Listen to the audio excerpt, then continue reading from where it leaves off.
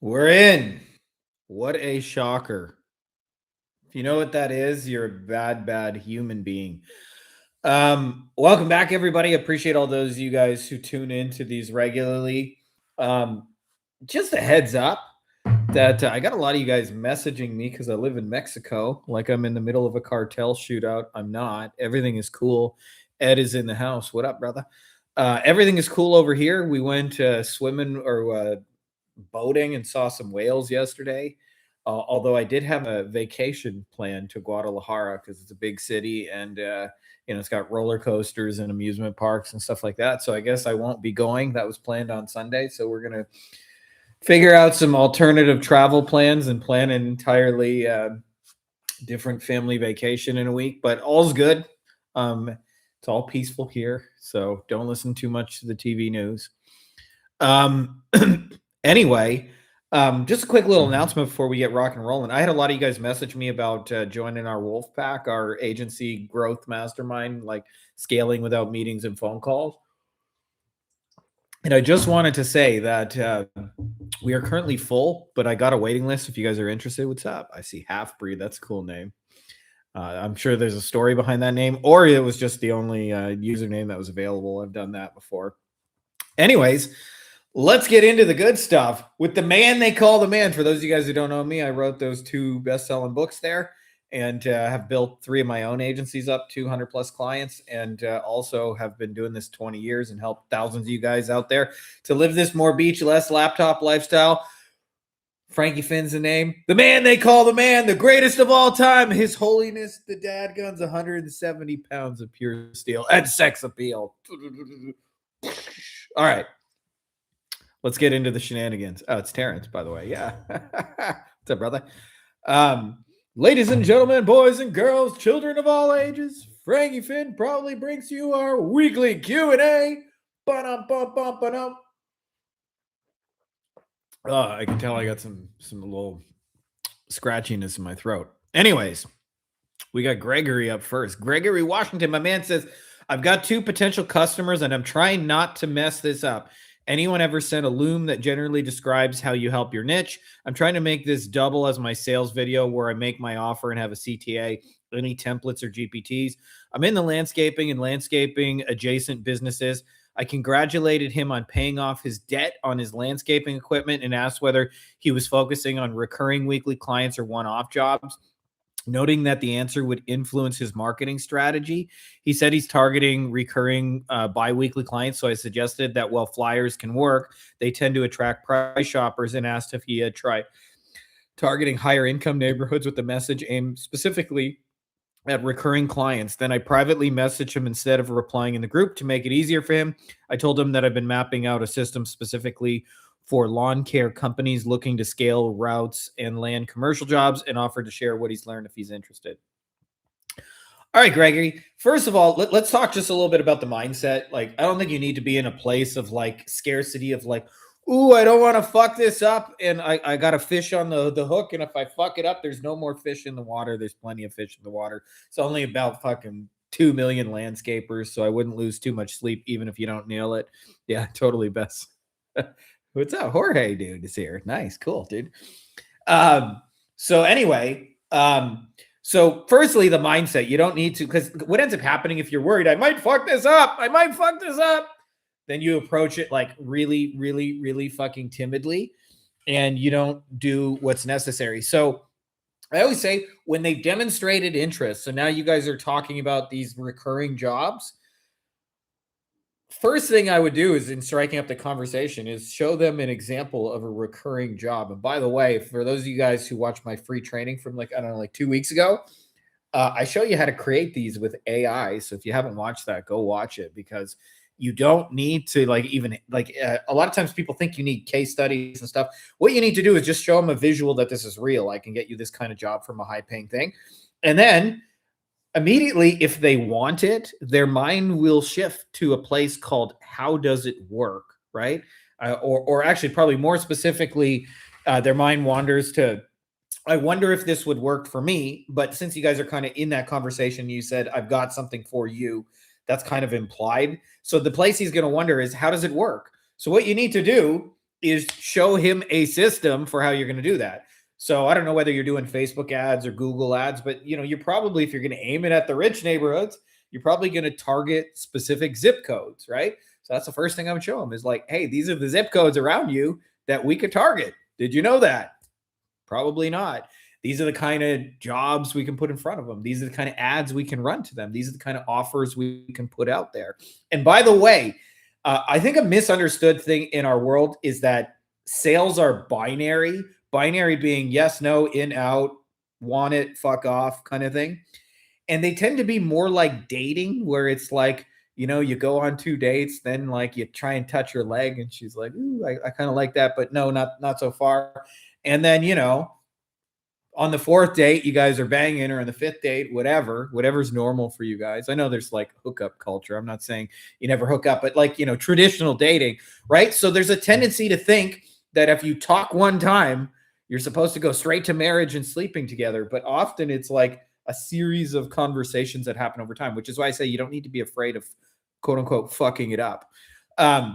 So what I would say with that is like, show them a plan. And by the way, this is a cheat code for those of you guys who are here right now, is if you want to find out where you are in a sale, show them your proposed solution, no price, no anything else, and just say, what do you think of that plan for you? And if they give you a green light, if they say, oh my God, that's exactly what we need, close, because they'll buy it. But if they start giving you resistance and they say, well, I tried Facebook ads before and it didn't work like that for me, then you got to get deeper on it and go, well, what did you actually do in those ads? Because if there's resistance to your plan, there will be resistance to your offer. And what will happen is you will present it, and then 10 minutes later, they will go, oh, I got to talk to my partner. Can you send me a proposal? Can you do some follow-up? And you'll feel really close, but in actuality, you're actually really far, because there's this like unresolved issue. And so, they'll make you chase them, they'll make you pursue them, they'll do all these things, but what they won't do is buy it. And so an easy way to tell before you get to the credit card conversation, and this is why, like, usually with like version 1.0 of a Loom video, I don't put a price on it. I just say, hey, that's my plan for you. What do you think of it? Because I know if they green light me on the plan, like, we're going to do some sales. If they red light me and say, well, if I hear hesitation on the plan, then I know I need to troubleshoot it there and say, well, let me show you like what you did before with Facebook ads, and what I'm proposing is different. Did you target the rich neighborhoods? No, you didn't target the rich neighborhoods. Did you run this kind of ad offering your biweekly services? No, you didn't do that, right? So like, you want to get into those details because they matter. And if you don't do that, then like, they're just not going to buy into it. So that's why I say, like, and then what happens is, if you're getting green lighted with the plan, then I would make the whole video price and everything. But for now, I just say, like, what do you think of the plan? Because if they don't buy in the plan, they won't buy the thing. So hey, I want to get you this recurring high ticket kind of job. Here's an example of one in the rich neighborhoods. This is what I would do if I were you. What do you think of that plan? And you'll know where you're at in the sale just based on their answer. So I hope that's helpful to you, my dude. Eric says, I'm running ads to attract med spa clients, and they click on the ad. What's the exact workflow after that? It is a lead generation ad where they fill out a form. Do they go to a landing page? So I mentioned this before, but I usually move people through 4 buckets, and I do those a lot of different ways, just so you guys know. Sometimes I do them with email automations. Sometimes I do them in text message. Sometimes I do them with retargeting ads, but it's the same, like 4 psychological buckets. I first get them to raise their hand. That's usually the ad. Hey, I'm interested in Eric's case. I'm interested in getting, these kind of leads for my med spa. Next piece of the puzzle, I call it pre-selling the plan, but I basically give them my service in idea form. So I actually just did it in the last example, which is like, run this kind of ad, target this kind of person, run this kind of ad, send them to this kind of page, and make them schedule a booking with you, right? Like, that's an example of a plan. And the reason I do that is because your conversion rates will be higher on your service. Most people don't realize this, but Jason Kanigan calls this the 2 sales. So there's 2 sales to make. One is, should we do this at all? So in Eric's case, like, should we run ads for our med spa at all? And then the second is, should we run them with Eric, right? And the bigger of the 2 sales, most people don't realize, is the first one is, we should run ads at all, not pick me. So most people go about this all wrong. They start their landing page, their follow up with pick me, choose me, blah, blah, blah. But I'm going, hey, let me show you why Facebook ads are the best way to get patient type X, Botox or lip fillers or whatever weird shit people are into in the med spa industry, right? And so I might put that on a page. I sometimes do that over conversation. But what I'm doing is I'm getting them to buy into the plan, and I'll go, what do you think of that plan? And ideally, if it's an early offer like your case, I'm actually trying to get real feedback. I'm not trying to avoid conversations, but different than what most people do when it's a new offer, I do not jump on sales calls with them to discuss it. I do this all over text, email, shit like that for two reasons. One, it's more time efficient because I don't have to schedule anything. And two, I can go back and reread their answers to like remember, oh, that's right. That guy really wanted, Juvederm or whatever the fuck he wanted, right? So I would probably, in your case, probably add to landing page, and that landing page would be about your plan, and it'd be like, can I get some let me put together a custom plan for you. And the plan is just me shooting a little 2-3 minute video saying, this is what I would do in your scenario. What do you think? And if they buy into the plan, then I transition to a video that a Loom video is about the implementation steps. And I went over that in great detail. And then what nobody really talks about in the real world is the fourth bucket is often there is follow-up, especially in the beginning when it's a new offer and you're still dialing in the pieces. And the way I do follow up is I just go deeper on the plan. So like, and we mentioned who's the person, Gregory, who wanted the landscapers. Like I would show them exactly which zip codes I would target. I'd say, hey, I know you wanted job type X or med spa, patient type X. I was checking out this zip code, and these are the perfect people to target for you. What do you think of that? And that's my follow up. And by the way, when most people do follow up, they do begging. They go, did you see my message? Did you see my proposal? Do you want to get started? And you can only do that once or twice before you're obnoxious. And by the way, they almost never move when you go, did you see my thing? Because they did see your thing. And they're in this limbo stage. I call it the shade of gray, where they're thinking about it, but they're not fully committed. And so I just go deeper, and I'll send them one message about the targeting. Then I'll say, hey, this is the kind of ad I want to run for you, right? And I'll put their colors and their logo, and so they can see what an example ad would look like. And say, hey, this is how much money I want to budget for you because we're checking the numbers, and it looks like we can get leads for you for this price. And so often, like there's 4 or 5, I call them taps, 4 or 5 taps after they see the video to get them over the finish line. And this is all done just through email, text, messenger. It depends on your niche. So in your case, Eric, I suspect a lot of your stuff is going to be done on Instagram just because that's where med spas are like really active. They're very visual peeps, but that's basically how I tap them. So it'd be like, landing page, pre-selling the plan, then asking them, hey, do you want to see what the plan would look like for you?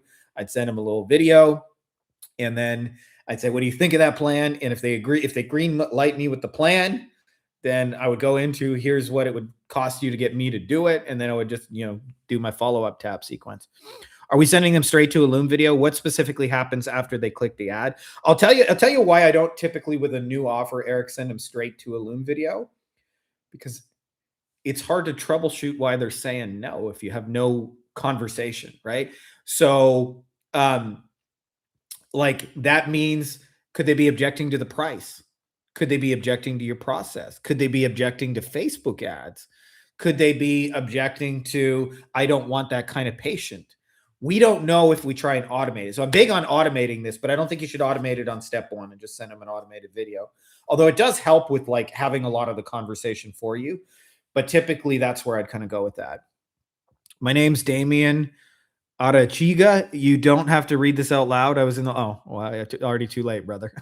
I was in the last call and you said to DM you for an old example of a Loom video. I watched the training as well and made one, but I don't see the part 2 of the but. Yeah, I just mentioned like I'm become more secretive about Loom videos. In the beginning, I just showed anybody our stuff, and then I had dipshits copy me, and some of them would even take it as far as message my exact like lawyer clients and go, "Hey, I got a video. It's copy and paste." And then the lawyers would message me like, "Does this guy work with you? Why is he sending me the same shit?" And so that's why I've become a little more secretive. So, and also like to me, the point of this is not to try and copy me. It's to develop your own, so that you guys can close your own shit. And I'd say like realistically, successfully, we've had a couple hundred people close on video besides me. So I want you guys to be able to do it, not just me, but like that's part of the reason I'm a little secretive. Hi, Frankie. I was going to run an ad for lawyers. Do you want 20 cases in 30 days for 30K? But I noticed a ton of ads on Facebook saying the exact same thing. Am I just too late to the party? No, you're not too late to the party, Dave, but I'll tell you something specifically that will make your life easier. I'm going to give you our market research bot, which will help you do this. I just posted it in the chat.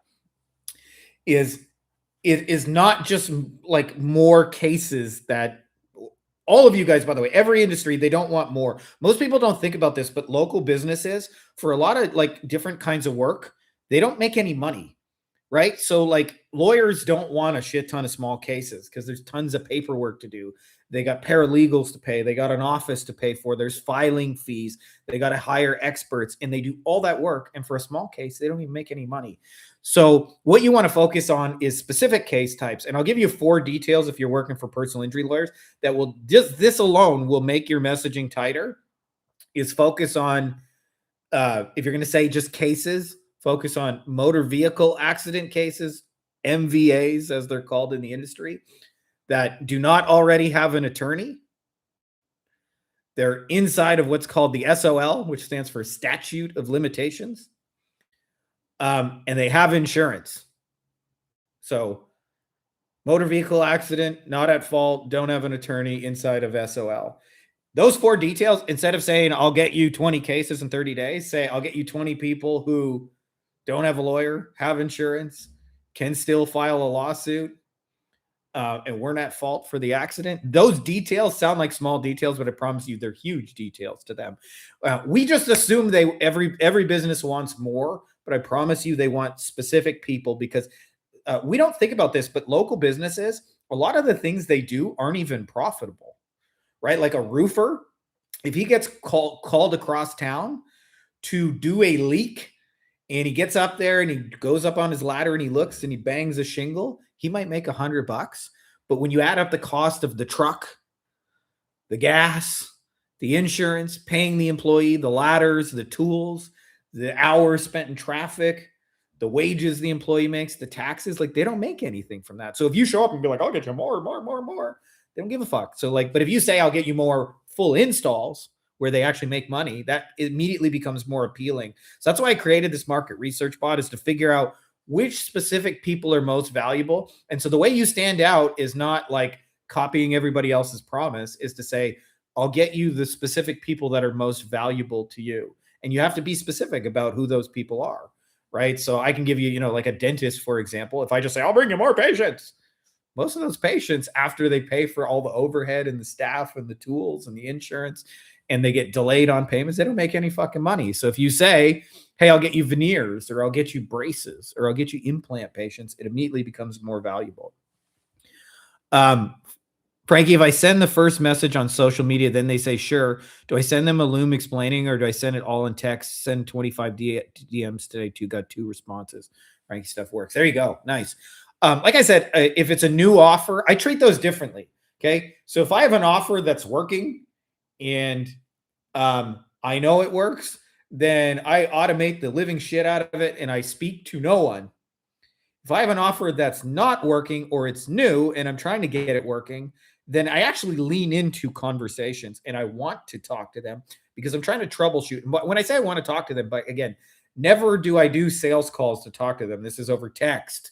This is over email. It's over SMS. This is over Messenger, right? So that's how I'm talking to them, or sending a video, right? But what I would do is I would send them just a, hey, I can bring you this kind of person. It would work really well if you're in this situation. And then I would give them like a version of, this is what I want to do for you. What do you think? And I would wait till their response. Because like I said, if they green light you after the plan, they will very likely 9 times out of 10 buy what you're selling. If they give you hesitation, they ain't going to buy it. And so the reason why I don't automate a Loom video is because you create a lot of variables for yourself, because maybe they're objecting to your pricing, right? Maybe they're objecting to your process. Maybe they're objecting to, I don't want that kind of person. So if you skip straight to automation and then they don't buy it, you're left wondering what reason did they not buy? But if I send them a plan and go, what did you think? I get real feedback to determine like this is where it needs to be calibrated. So for example, like, a common objection is, well, I tried SEO before. It never worked for me like that before.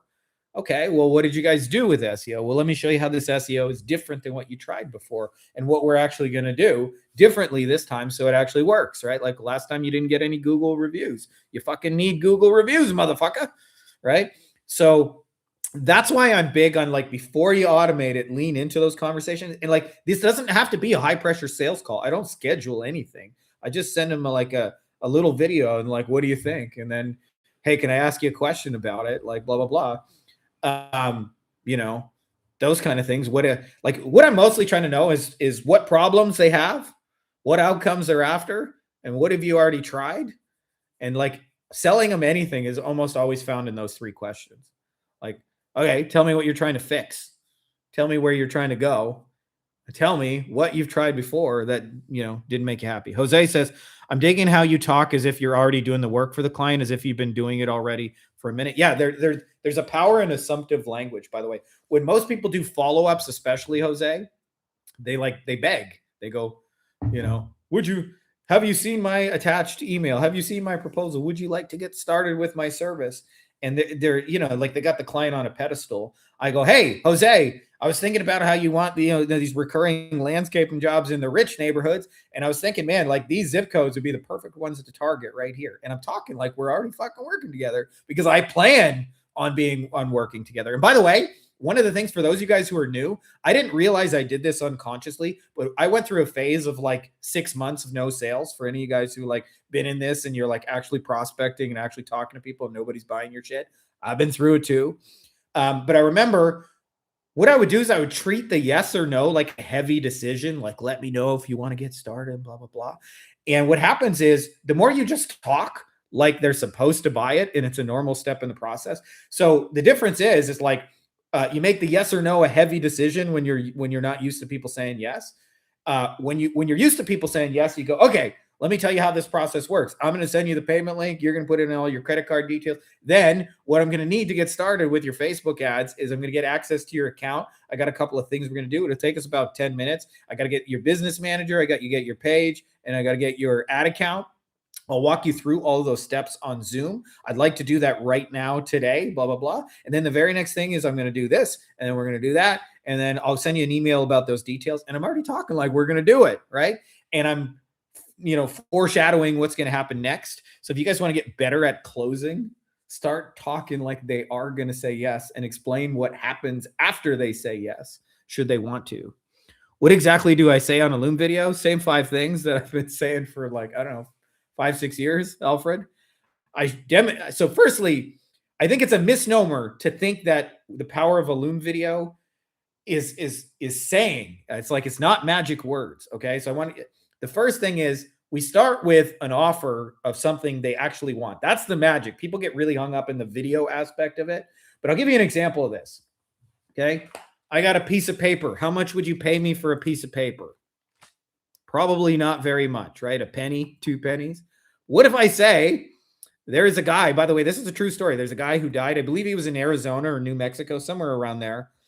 And he had a fortune of like $10 million, and he left it in a buried treasure, and he left a treasure map for real.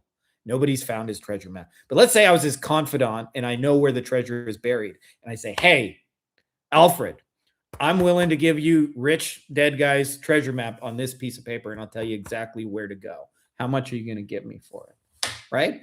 So the magic ain't the piece of paper.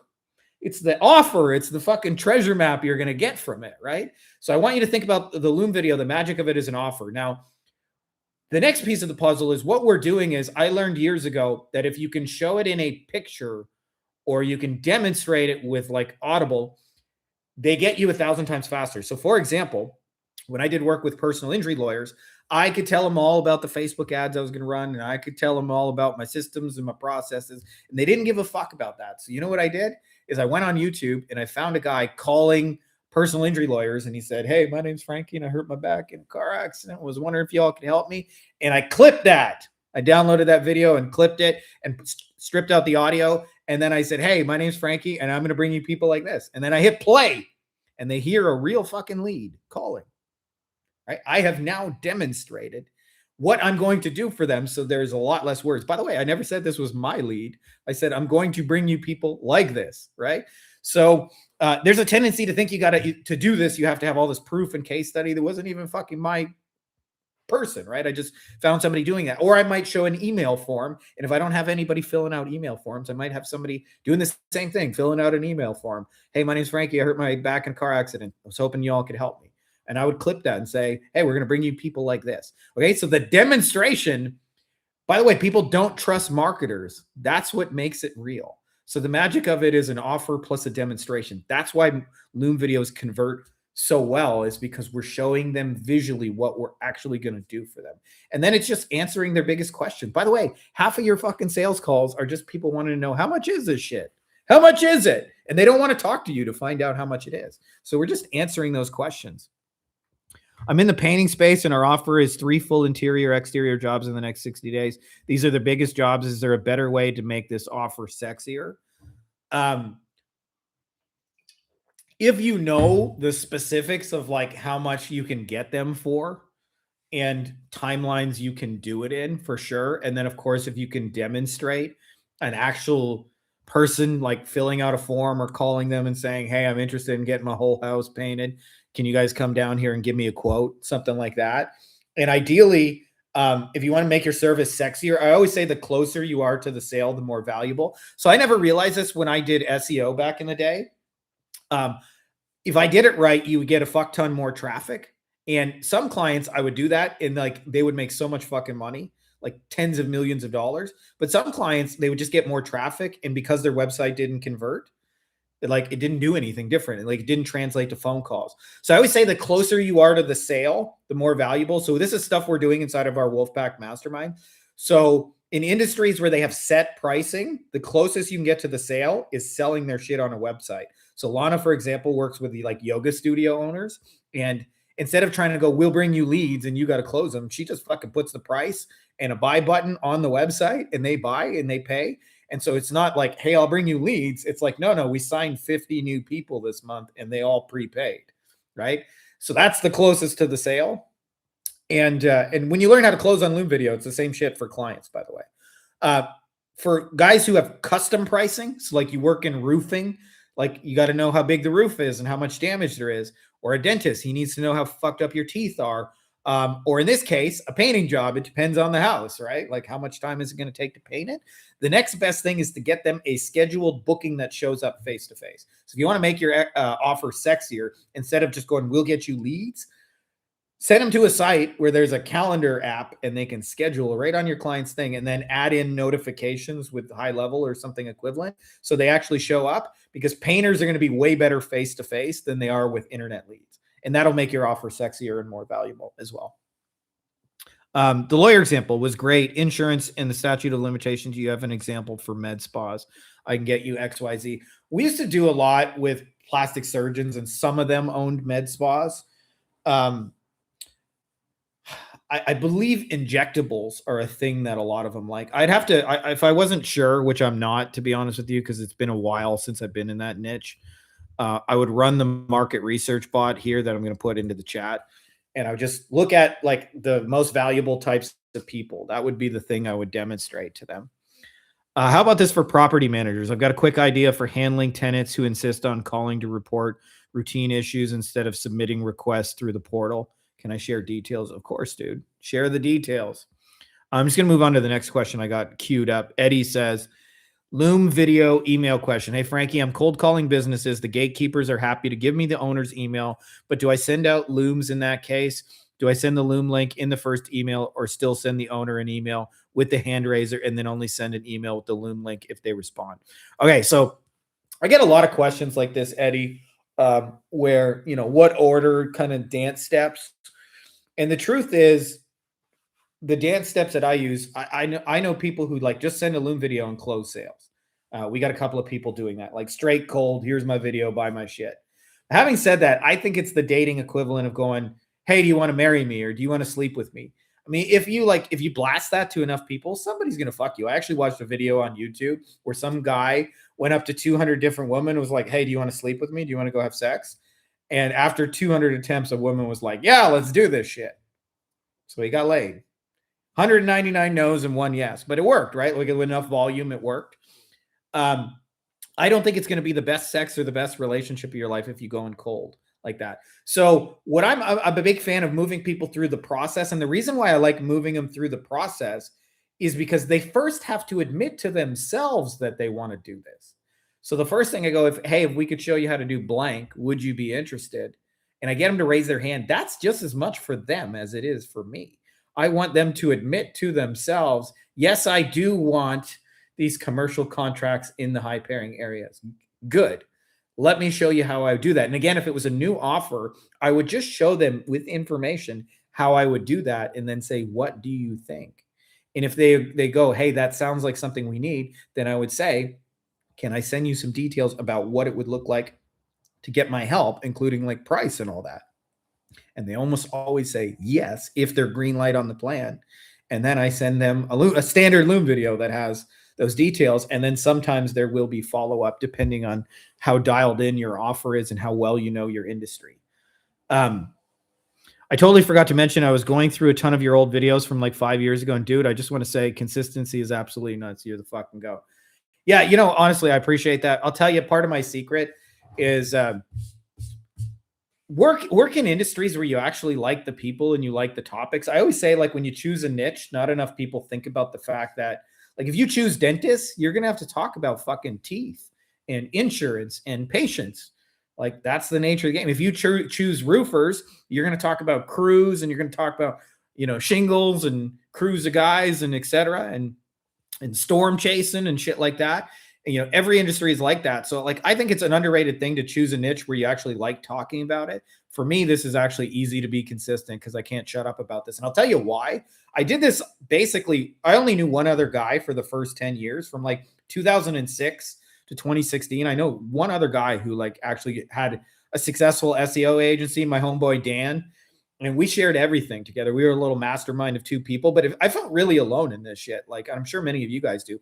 I couldn't tell my family, like my friends and family would sometimes ask the dumbest question. I'd tell my mom, like, hey, Mom, I help rank websites in Google. And she'd be like, is this legal, Frankie? Is this legal? I just want to be sure because I heard there's scams on the internet. And like, I want to make sure that, like, you're not like going to be arrested for this, or you're like not like selling penis pills. Cause I got an email the other day about penis pills. Yeah, Mom, I'm selling Viagra. Now make sure to buy it through my affiliate link.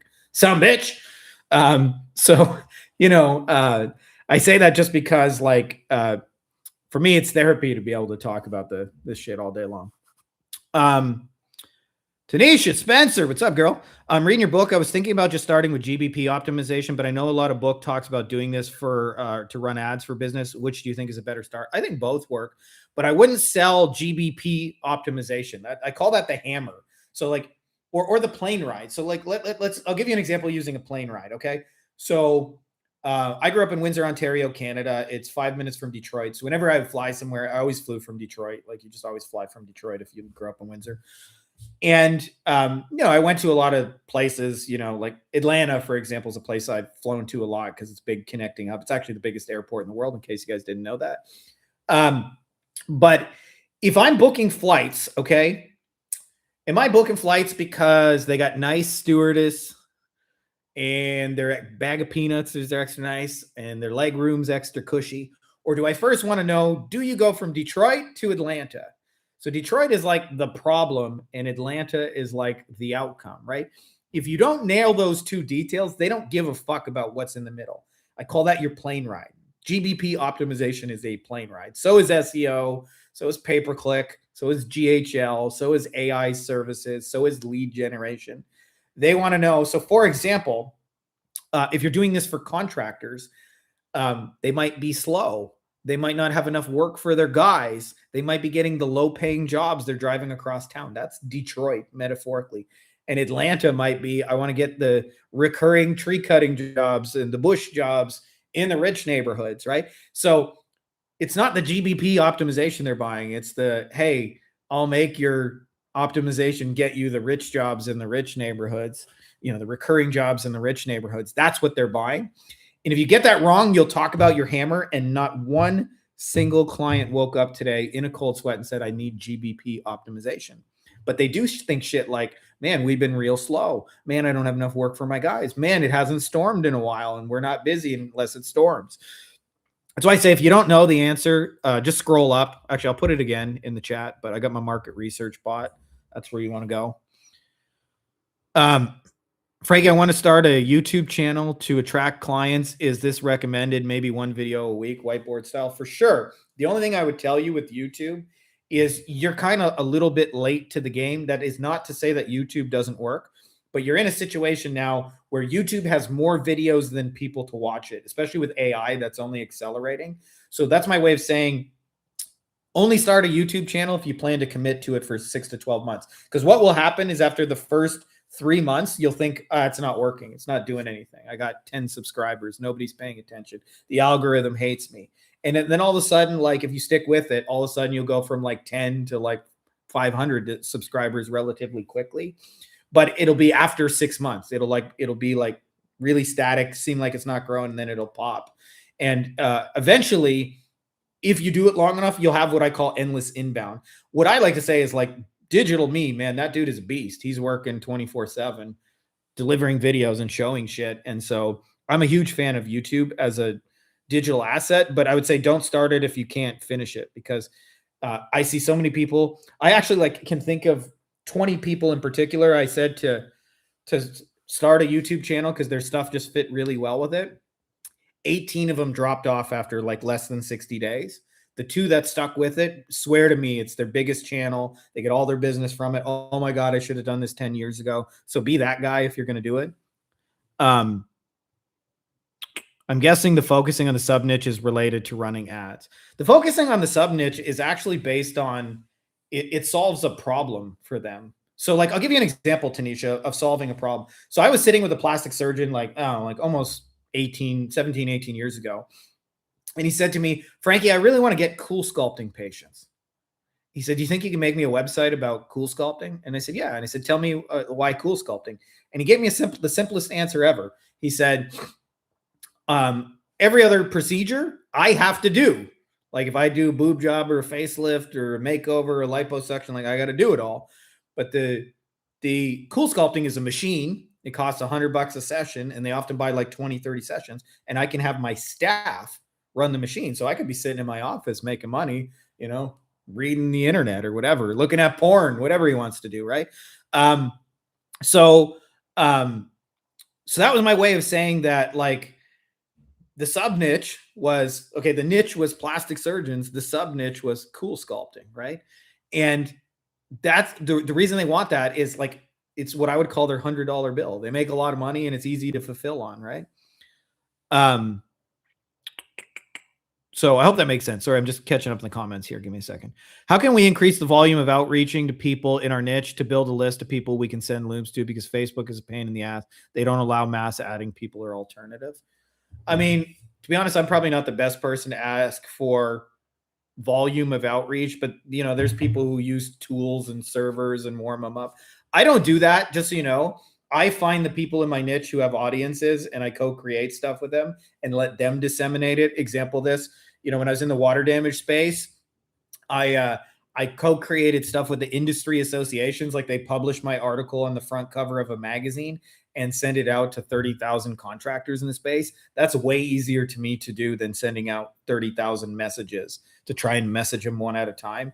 So if you want, I can connect you with people who do that kind of volume and they can share their sort of like server setup and their technology. Honestly, I don't fuck with that because I think efficiency. And so to me, that's not the most efficient way of doing it.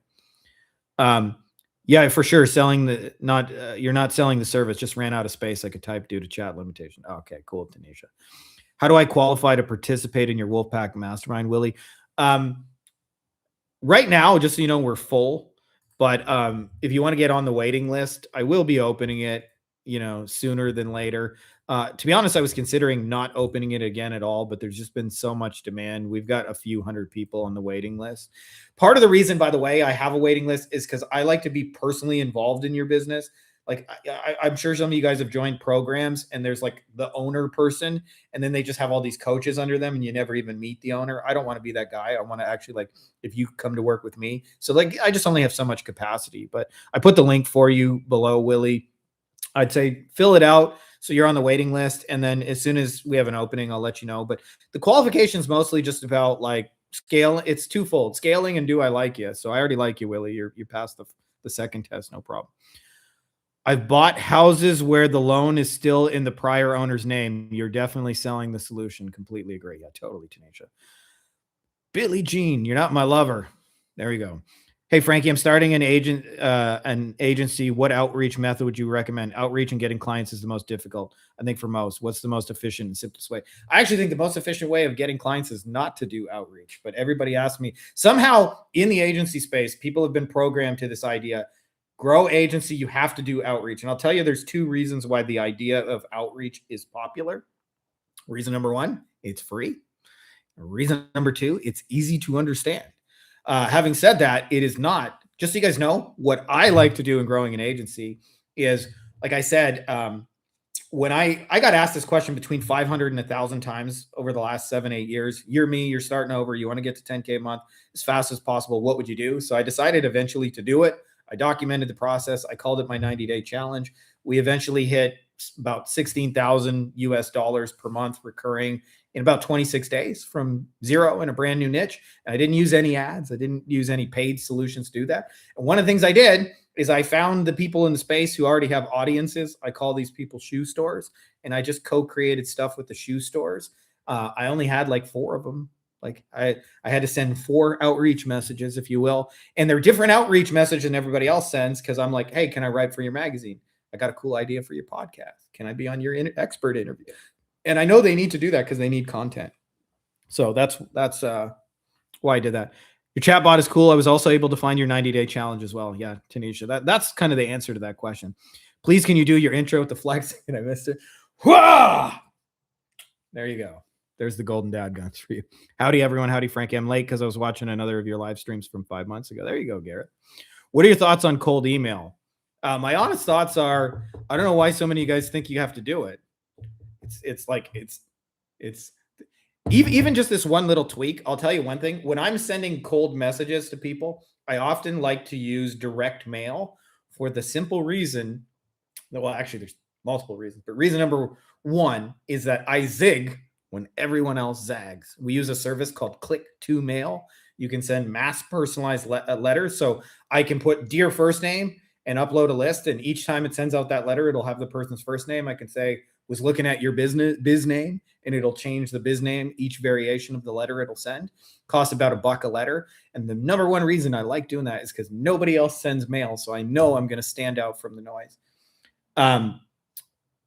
Second reason is gatekeepers. If your industries like mine, where there's gatekeepers, like office industries often have gatekeepers, lawyers, dentists, accountants, shit like that. I ain't sending the letter to the gatekeeper. I'm sending the letter to the dentist. And so that shit gets read. But again, the magic isn't the letter. The magic is knowing what to offer them, which is why I give you guys the market research bot, because you got to know what they want. Frankie, would a YouTube channel be good for contractors? Would I film videos as the first explanation part of my video? Yeah, so to your question on that, I'm going to just call you Ed because you typed in some random characters in there. So you can check it out. I actually have a YouTube channel I created for contractors. I only really did it for my 90-day challenge. I haven't continued it, but we got 100-ish subscribers. It works. I still get some inbound from it. It's a trickle because I didn't keep up with it. I did it just for the challenge, but I get like 1 person a month, 2 people a month that reach out to me from the YouTube channel, and they're super warm and super pre-qualified because they watched all your shit. And I basically, this is a thing that took me a lot of years to understand, but I say, give away your ideas for free because it's the implementation you're really charging them for. So in my case, if I'm trying to sell them SEO, I try and show them how they can get jobs through Google on their own, knowing that it's a lot of work and you're going to want to pay me to do it. What is the good criteria for a shoe store? You don't even need to worry about the criteria because I already programmed this. If you guys want to find Just give me 1 second here. I'm pulling up some of my GPTs. But I built a tool for finding the shoe stores. But basically, they fall into 7 categories. Where'd they go? Where's my find the shoe stores? Come on, baby. I know you're here. Why can't I find my... Oh, there we go. Here we go. So they basically fall into 7 categories. What I realized from like years of going to conferences and selling shit is that the people who buy the most amount of marketing services in your industry, like there's an 80-20. So like if you're in dentist, 20% of the dentists spend 80% of the money on marketing services. Those are your clients, by the way, the people who spend all the money. I realize they also spend money on other things. And a lot of it, I just observe this in real life. So they also buy expertise. So somebody has a mastermind. Somebody has a course. Somebody's a consultant, somebody does trainings for them. Somebody sells or somebody does all the information. Like somebody already wrote a book in your industry. Somebody has a magazine that they publish. Somebody's got a podcast. Somebody's got a YouTube channel. They self-organize into communities, usually on LinkedIn and Facebook. Sometimes they're in real life too. Like BNI is a real life meetup. If they're offline, like brick and mortar businesses, they usually have an industry association. In my case, like the National Trial Lawyers and the Plumbers Association of America and shit like that. They buy tools and supplies and software and things like that. So, like if you're a dentist, somebody supplies them with the pokey thing or the chair, or roofer, somebody gives them all the shingles, or somebody makes the CRM in your industry and the software and the tools. Then they also pay for live events. They go to the conference, the workshop, the retreat, and then they also buy services. And a lot of times we think just marketing services, but they buy other services. They buy financial services, they buy accounting, they buy legal, they buy real estate, in addition to SEO, pay-per-click, and all those things.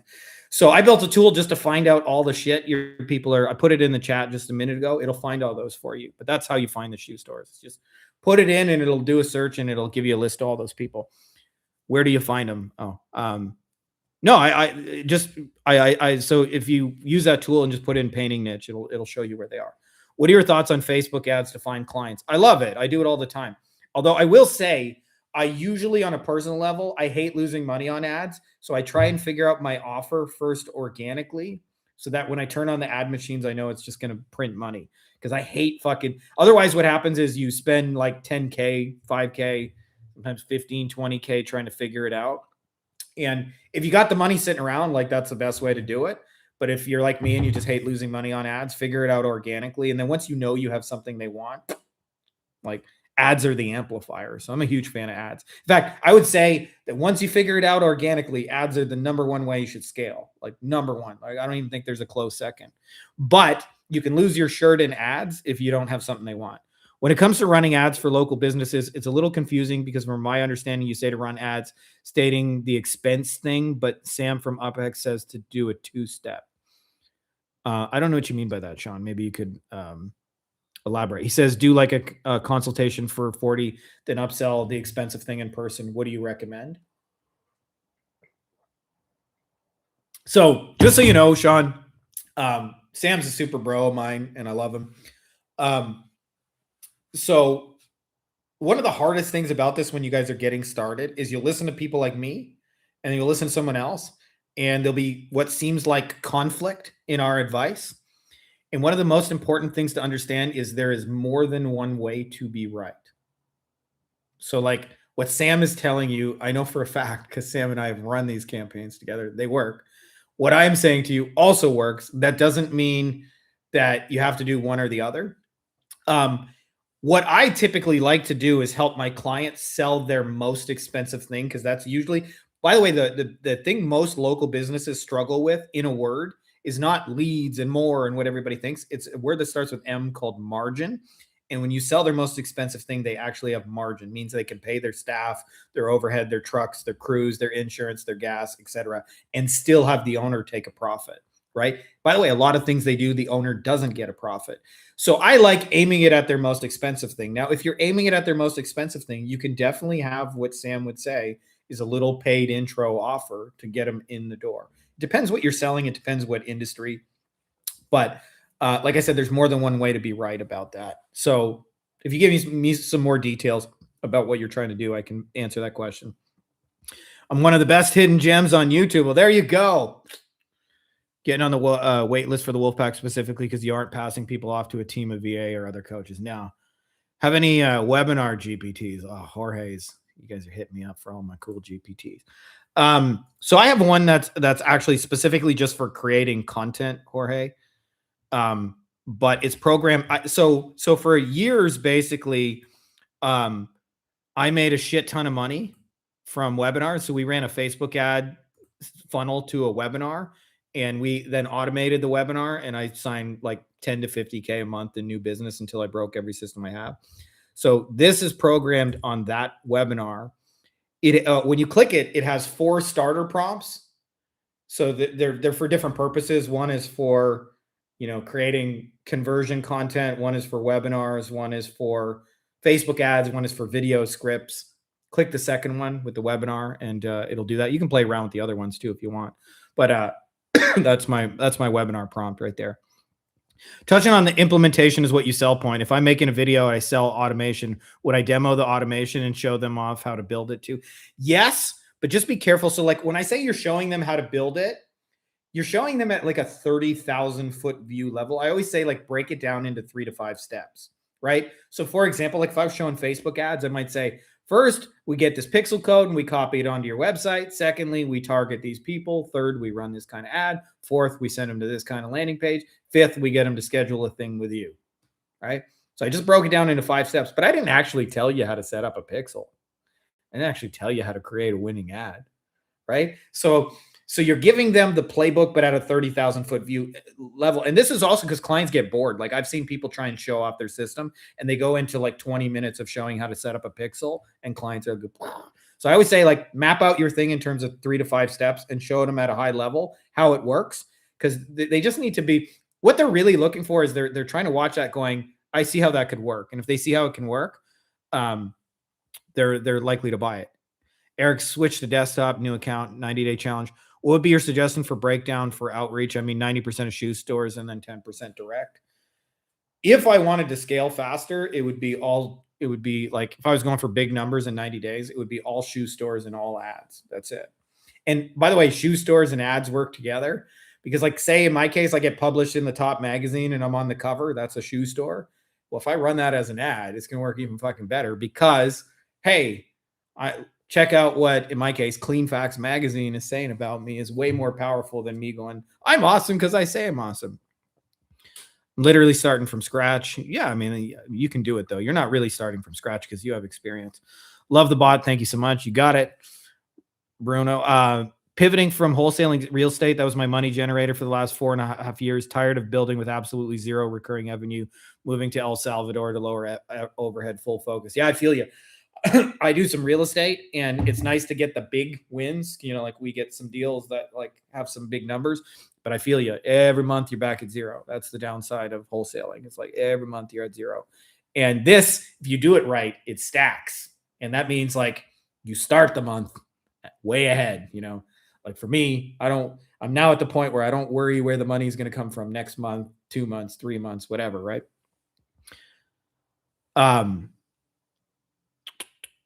If you're starting an agency, what outreach method would you use to find your clients? The outreach method that I use is retardedly simple, just so you know. Like a lot of times I think what most people try and do is they misunderstand what the purpose of message number 1 is. And so they try and sell you a fucking novel and they try and go from, in essence, from I just met you to let's talk about getting married. And it's just too big of a step. So I get this all the time. I'm like mildly famous on YouTube. People like just vomit their entire fucking life story on me and then send 18, did you see my message? Did you see my message? My outreach that has worked for me for 20 years is 3 things. I say something personalized about them. A lot of people think this means giving compliments, but I just mentioned something that I noticed specifically about them. Not a compliment, just I observed this about you is kind of the tone of it. So I'd say like, hey, Frankie, saw you're living in La Paz, Mexico. Or, hey, saw you and you like, and I always get this from either their social media or their about us page. Saw you and your partner went to UCLA. Saw you guys been doing this 30 years. Noticed you guys, offer this kind of case, whatever, right? Then I give him a hand raiser. Hey, if we could do blank for you, would you be interested in that? And then I say, what do you think? That's my powerful closing line. What do you think? That's my outreach method. And the idea is to get conversations going, not to go from I just met you to sale in a single leap and bound. The more you think about this as a process akin to dating, instead, you don't walk up to the pretty girl and go, hey, I want to have all your babies and live in the suburbs. Let's have sex right now and do this. You say, hey, you seem cute. Can I take you for coffee? That's outreach right there. You seem cute. Can I take you for coffee? Right. So I think most people, like, the hardest part of all of this is editing yourself. And by the way, most people, when they write outreach methods or messages, I can tell you, because I get a lot of it, they message about themselves. I am, we are, our company does, blah, blah, blah. You'll notice my thing is, notice this thing about you. If you could get this outcome, would you be interested? What do you think? That's 3 sentences about them. So it's all about them. And then the other thing is, message people who you can tell are spending money. Are they running ads? Do they have websites? Are they doing SEO? It's counterintuitive, but a lot of times we try and sell the people who don't buy marketing and think that this is going to be the day they're going to get into it. And it's usually the people who are already paying 20 other contractors who can pay you as the 21st. Sorry, guys, I'm getting behind on the chat here. Got it. That's one really helpful to remember. There's more than one way to write. I just look at my marketing agency dad, so I look at it as any advice is wrong. Yeah. I remember actually when I was like that, Sean, in the beginning, like I would hear SEO advice. I didn't know how to do SEO. I was still learning. And so I took everything people said as gospel and was afraid to break those rules. And then eventually, you learn to find your own way and play with it and combine styles. And then it becomes more art and more play. And I'll tell you that my biggest advice with it, just have fun trying shit. Whether it works or it doesn't, if you have fun trying it, you'll try more shit. Ed says there's a webinar training too tomorrow. Yeah, Rebecca and I are going to be talking about clients normally do a lot of, when we generate leads, we try and get clients to do one-to-one. Rebecca has figured out for her own martial arts studio first, and then did this for clients. But she'd get a Saturday workshop, bring 20 people in there. They sign 12 students, they're done for the week. And they just had to do 1 hour session instead of, call 47 leads. I'm a web developer. So how can I get clients? Pick a niche, figure out their problems, then create a web solution that's about getting the right people. And your Facebook ads or your web design service will get dramatically more appealing just from that. How do you know when to run Facebook ads versus Google ads for a local business? My answer is really simple. If it's like an emergency thing where they search you only when they need you, it's like a plumber, toilet breaks, a restoration contractor, the house is flooded, a dentist, holy shit, my tooth hurts, some of those things. I run Google ads for all those things. Pretty much everything else I do Facebook ads because you'll end up with a better cost. Daddy Big Guns. What's up, Paul? Would you apply all these same principles to selling LinkedIn ghostwriting to B2B founders and C-suite? Yes. Yeah, because you're not really selling ghostwriting, by the way. Ghostwriting's your hammer. The thing you're selling is what they're trying to sell, right? So like if they're a B2B founder, like say they're a SaaS, like they want to sell software ABC. Hey, I got an idea to sell software ABC. If you say I got an idea to ghostwrite for you, they'll never care. Nobody woke up today and said, I want ghostwriting. But if you know what they want, you can speak about your services in terms of what they want. I've worked in tech for a long time, and the fastest way to get a date to ghost you is to talk about the heavy tech side of what you do. Same with clients. Totally. Yeah. When the tech stuff comes up, I always say, like, discuss it at 30,000 foot view level, just enough so they understand it. But if you get into the weeds, like, they're fucking gone. Besides looking at Facebook ads library, how do you know what offers to run for local businesses? Just because something is running for a while doesn't mean you should copy it. I always actually try and innovate offers. But I'll tell you the simplest way to innovate an offer is just add bonuses. Internet marketers do this shit all the time. Like, I'll get a bonus of this and a bonus of that, a bonus and the fourth bonus. Like, you guys see my shit. It's cheesy as fuck, but it works, just so you know. Local businesses, I actually have a friend of a friend. I don't know the guy personally, but he crushed it as a real estate agent. So what he was trying to do, he was trying to houses with like open houses. It's very common, like come Sunday 1 to 4 and check out the house. And it's hard for realtors to get people to an open house. So he added this one little twist. He said, come to our open house. And just by coming here, you get a $20 Starbucks gift card or a $10 Starbucks gift card or something like that. Now all of a sudden he gets 100 people to come to his open house. So open house was the original offer. It kind of works. He added a bonus Starbucks gift card and like, boop. Now all of a sudden he sells a house because people come to the house and they go, shit, there's 100 other people that are looking at this house. We better move quickly. Right? Is that worth giving away a $10 gift card? So if you want to make an offer, like find something that's working and then just ask yourself, what bonus could you add? And by the way, you're not limited just to their services. You can add in Starbucks, you can add in Amazon, you can add in cookies, you can add in cakes, you can add in a massage, whatever, right? Whatever, like that's why I say it's a creative paintbrush. Use it as you wish. Are you using OpenClaw at all? Just found out about it last night. Not yet, Eric. We got a bunch of people in the mastermind. I always kind of let the mastermind folks be my guinea pig first. A couple of people said they're worried about the security vulnerabilities, like having it have access to your bank and your passwords and shit like that. So everybody I know who's playing with it is like installing it on a empty machine or on a server or something like that. But I'm not doing anything that sophisticated. Found your channel through that one interview where you talked about Loom and LinkedIn posts, so they find you. I was thinking about doing that unless you recommend something else to start. No, that's how I start. Just, when I got a new offer, I friend those people, I put shit in front of them, and then I'm using it to generate conversations. And as I mentioned, I don't jump on sales calls to do those conversations. It's all over text, messenger, email, SMS, right? Shit like that, Instagram, whatever. But I'm trying to troubleshoot what they're trying to buy and what they're trying to figure out. Like that's my favorite way to get started. Even now, I still do that. Does that finding people paying for marketing qualify only if you're trying to run ads? Figured I'd ask every question you'll answer. Tanisha, the people who buy one kind of marketing buy everything. This is a Dan Kennedy thing that people give me credit for. So it doesn't matter what service you're trying to sell. You want to sell to people who are trying to actively grow. Because if you talk to 100 people in your niche and you say, how many of you guys want to grow your business? Like 98 out of 100 hands will go up. Almost everybody says they want to. You know how many of them actually do it in practice? It's like 10 to 20, right? And those are the 10 to 20 that make for the best clients. So like like Dan Kennedy says, if you think about your service like selling shoes, your first instinct will be to sell to somebody who's barefoot because logically they need what you got. And they'll say like, why do I need shoes? I've been 30 years on word of mouth. Why do I need your shoes?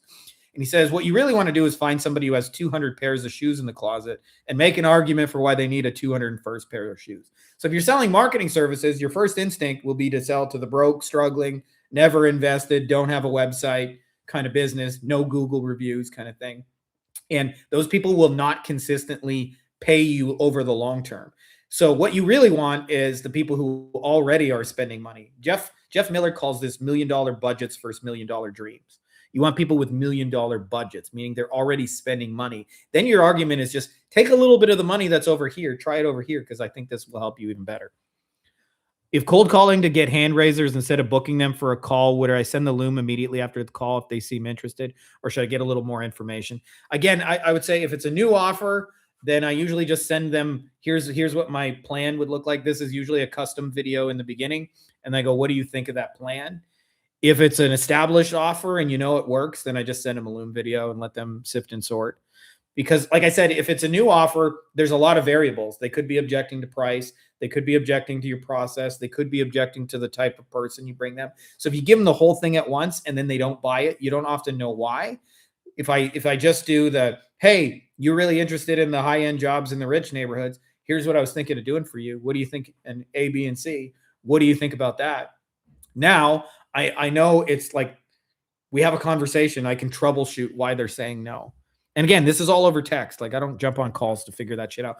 Not just because I'm too lazy to jump on calls and I'm a little bit antisocial, but also so I can go back and read it and I can go, oh yeah, that's right. That guy said blank.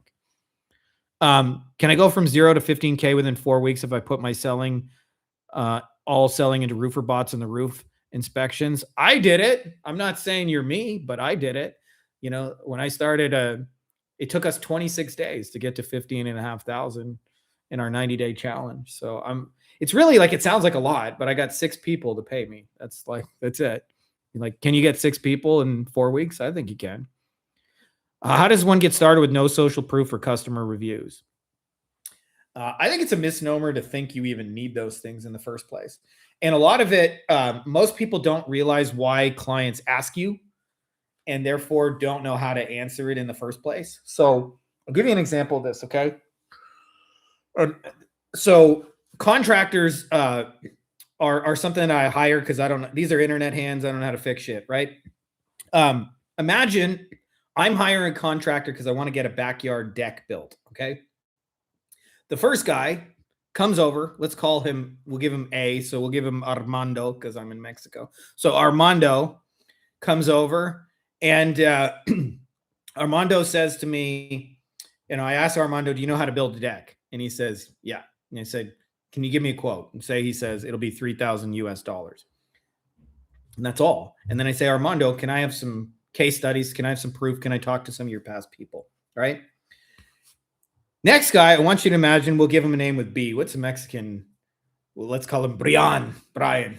Give him a Mexican name. So Brian comes by and he says, "Hey, Frankie, sounds like you just want to have a deck so you can build backyard barbecues. Can I tell you a little bit about what it'll look like to get a deck built?" And I say, "Yeah." And he says, "Well, the first thing I'm going to do is I got my guys, we're going to measure this out right now. So I know exactly how much material is needed. Usually we have to get 10% extra because you'd rather have a little bit too much than too little and run out." He says, "The prices of lumber have been changing a lot. So I got my guy going to Home Depot later. I'm going to have him get you an exact quote for how much it would be. I'll send it over to you. If you tell me the quote works for you, what we'll do is I will schedule this on Friday. We'll be over there. You won't want to have any meetings or calls because we're going to be clanging and banging. It's going to be really, really loud. It'll take us 2 full days. So we're going to build up all the frame first. We're going to set it up. We're going to do all the rails. We'll hammer those in. Then we'll put in the floorboards. Then we're going to sand it. And then we're going to stain it.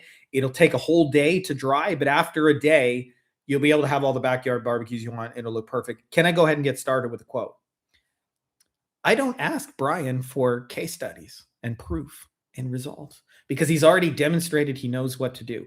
So when I was in the 90-day challenge, just so you know, I had 0 clients. I had 0 case studies. In my case, I was selling websites and SEO, which I've sold 1,000 times, but I had 0 proof to these people who had never met me before. I didn't have any restoration websites. I didn't have any restoration SEO. So I just explained to them in detail how I was going to build the deck after they said yes. So the biggest reason they ask you for case studies and proof is because it's not clear what's going to actually get done.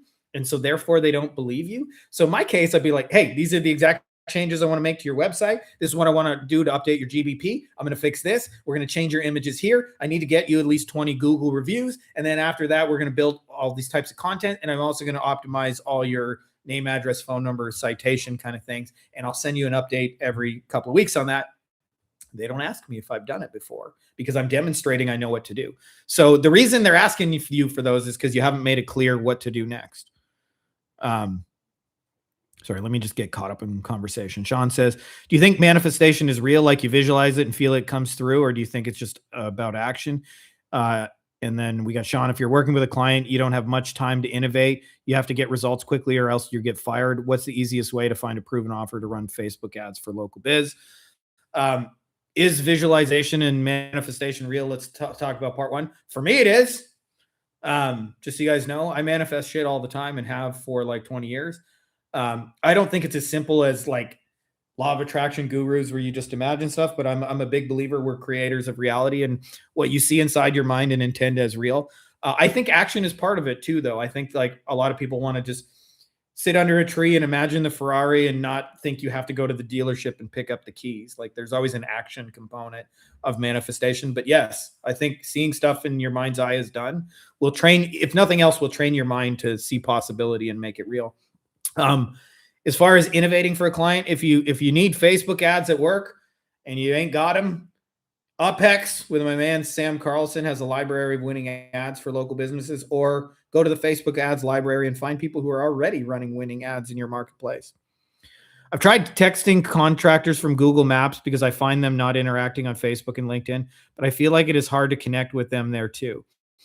Yeah, contractors are probably the hardest niche in general to do a lot of the Loom things that we talk about, just because they're like work with my hands type. Like my brother's a contractor and he works in real life. Like, I don't know, just come by 7 o'clock. What were you going to do this faggy internet shit? I don't use that Facebook. I don't do that LinkedIn. I'm making my brother sound more rednecky than it is, but it can still be done. I usually do a lot of texting with them, but I try to get them to raise their hand. But generally speaking, if you're messaging them and you're getting all kinds of resistance and things like that, it means what you're offering them as an outcome is uncalibrated and therefore they don't really want what you got.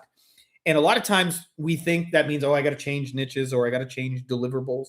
It's like if a restaurant says, hey, we got 2-for-1 chicken wings and nobody responds, then they can go tomorrow and say, hey, we got a rib special.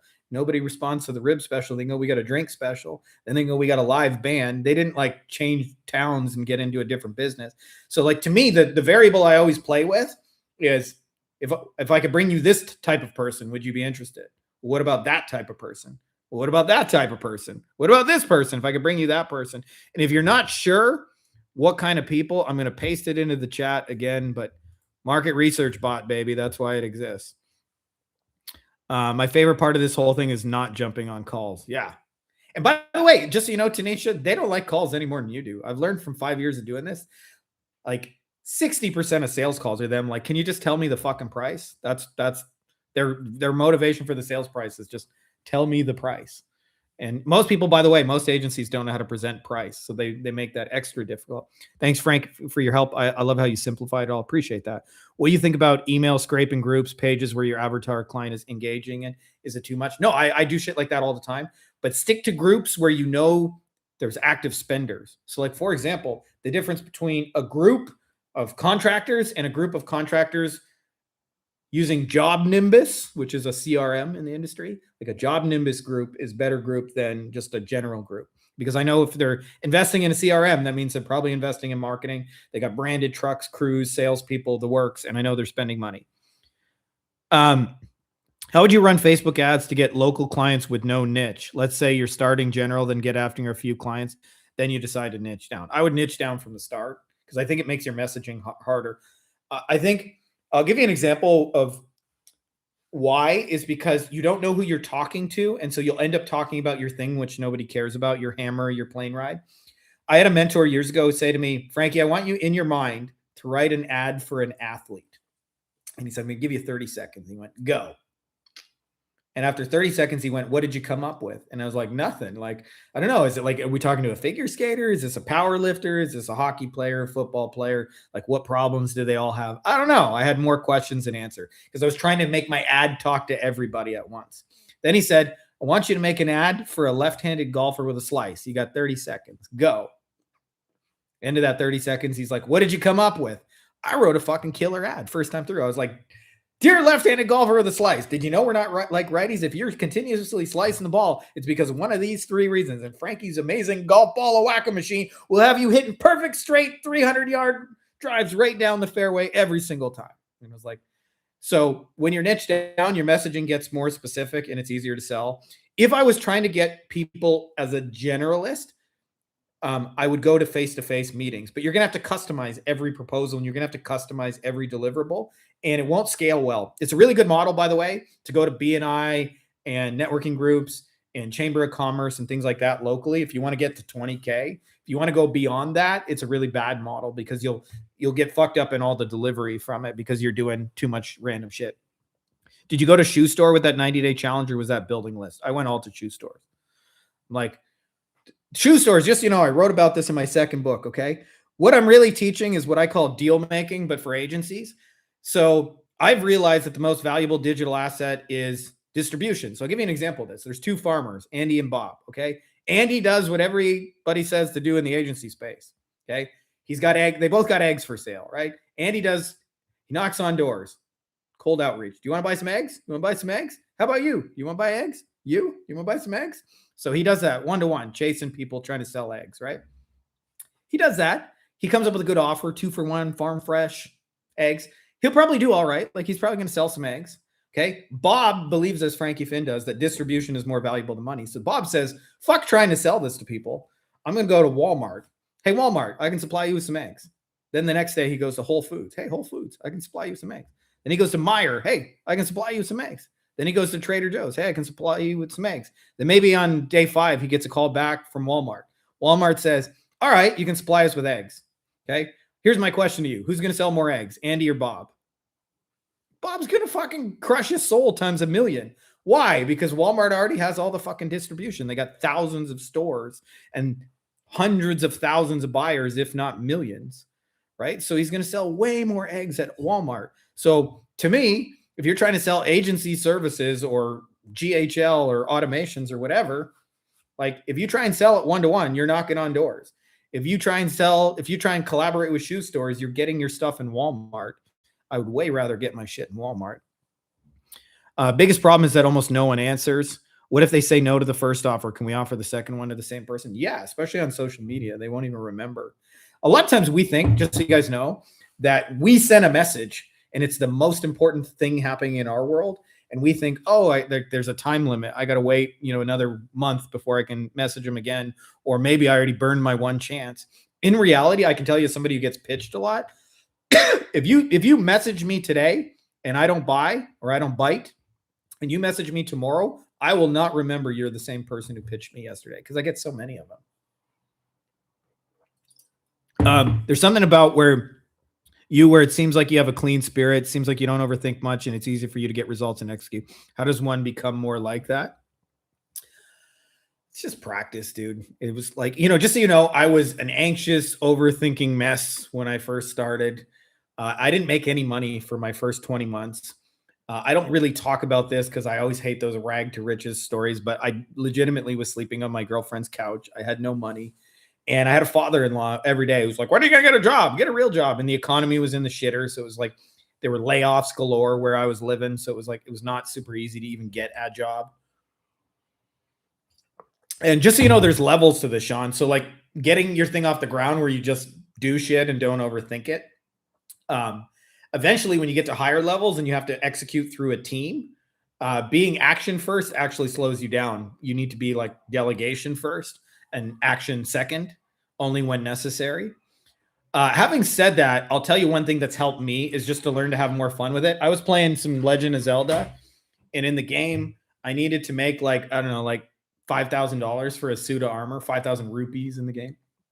Rupees makes it sound Indian, but they're like the currency in the game. And I remember I had zero emotions about it. I was just like, I thought of the 3 places I could get money. I went and did it, fucked up some monsters, pa-ching, got some bags on my thing. And then one day I was like, why do I make the real version of this so heavy? Why can't it just be like a video game? Why can't I just like play with it and have fun? And I think the more you have fun with making money, the better it's going to be for you. And the less you treat it as like this serious, like I got to send 100 messages a day. And to me, like, even if you're going to send 100 messages, if you write them, like just having fun, having a good time and being ridiculous. By the way, I'm not saying you guys should do this, but I have $100 million law firm clients still that have been with me for like 7 years. And this is how I talk to them. I go, hey, dipshit, what the fuck are you doing over in Granada or whatever? Like, why are you on vacation there? Like, don't you have anywhere cooler to be with your fucking piles of money? And I talk to them as, hey, dipshit. Right? That's just me having a good time. I'm not saying you should call your clients dipshit, by the way, but I think the more you have fun with it and you're congruent with it, the better it's going to be for you. That CRM drop you gave was gold, running with that one idea and connecting with people spending money already. Yeah, all the big spenders in your industry have a CRM and all the small spenders don't. What is my follow-up after I've sent the Loom? It's just more details on the same thing. So the analogy I use, Eric, imagine I say, hey, my neighbor Wendy's likes you, Eric. Would you like to go on a date with her? I can set you guys up. And then you say, no, well, we don't have to have any more details. But if you say, yeah, I'd like to meet Wendy. Well, now we need more detail. So it's like, when? On Sunday. Where? My house. What are we going to do? Right? So when I'm following up after a Loom, I'm literally just going more specific on the ideas as it would apply to them. So say, for example, like one of the steps in your med spa is like run an ad for Juvederm filters or Juvederm. I don't even know what the fuck Juvederm is, but you're going to run an ad for, let's say, fillers, right? Like lip fillers or some shit, right? I would say, let me show you an example ad for your med spa with lip filters. You said you wanted to get lip filter patients. Let me show you what an ad would look like for you. So I'm just like going in more detail on the exact same kind of concept. That's all I'm doing. Do I what's up, Frank? Mike, what's up, dude? Um, do I do crypto? I do some, yeah. I wouldn't say like I'm a top crypto bro, but I definitely do some. Steph says, what are some types of deliverables that you would recommend staying away from for agency beginners, knowing that you need to find something that actually matters to the customer first? Um, it's kind of a loaded question, Steph, because different people have different skill sets, but I would stay away from anything where there's already 1,000 people doing it and you are not going to be the best at it, because that's like a recipe of being a me too agency and finding something hard. So I get like beginners who are doing SEO in industries where there's like hundreds of established SEO players. Like, you're fighting uphill if you're not that good at SEO. But if you're having a good time with it and you like it, like I think honestly part of it is like having a little bit of an obsession about it. Like for me, like the more I study this stuff, it just became an obsession. Like I spent the first 5 years of this business just trying to ask, like, why do people buy SEO and how can I get them to buy my SEO shit? And then when I figured that out, is like it became a deeper question. Why do people buy in general? And how could I kind of hack that? But I don't think there's any one service that can't work. It's just like you don't want to be the thousandth person doing it if you're not going to be like, in the top 5% of it. Life is a video game for sure, brother. I have a client I do video editing for, and I offered to make her a course with her, and I tried to convince her from 2 months, but she said no because she doesn't have time. Yeah. So offer her something where she doesn't have to do anything. Hey, I can take existing materials of yours and create this spin-off product and you don't have to do anything. Can we split the money? Wait, so I can text the people that I've already texted on SMS? You can fucking text it. This is interesting, by the way. I'm not saying you have to be this annoying, but Angie's List texts businesses to the end of time because they can't opt out. Businesses can't opt out like personal stuff. So I wouldn't suggest you do this in an obnoxious way. I think the golden rule is important. Treat people like you'd want to be treated. But absolutely, you can text people you've texted before. That's really good advice. It's like the less attached you are, the easier it is to get results. Besides having fun with it, you have any advice on detaching from the result? It's tough when you have bills. I think you go through 3 phases of this that are kind of like distinct, Sean. So there's phase number 1, I call it survival. And when you're in survival, the bills in the front view window and the rent and the payments that are due are just very fucking obvious to you. And honestly, it's a lot of just hustle and grit. You do what you got to do to get your head above water. Then there's a second phase where you get past that called saving. Saving is when, hey, we're actually taking in more than just survival. And now you have this extra money and it creates a new problem. Like, do we invest in team? Do we run ads? Do I put the money away for a rainy day? Should I invest it? Like, it doesn't always come with a playbook for how you should save. And then there's a third stage past it called thrive, which is when you start kind of doing it just because you enjoy doing it. You don't need the money anymore. You can say no to people. You don't need to take any opportunity.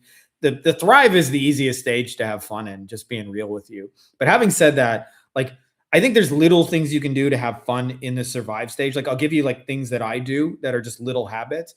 I listen to music while I work, while I do my shit, right? So like I'm having a good time, like rocking out. Like if I have to send an outreach message, for example, you better believe there's like Bon Jovi blaring in the background. Shot to the heart and you're too late. Shit like that. Like just have a good time with it.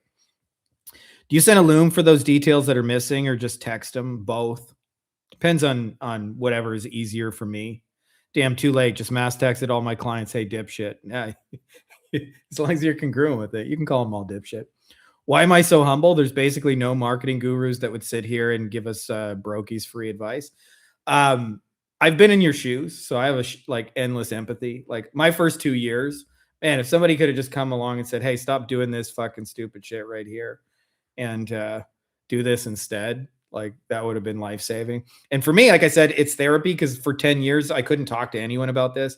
Like I had a girlfriend, we were together almost a decade, and we never got married, but she'd ask me about my business every day, and then she would ask me really dumb questions.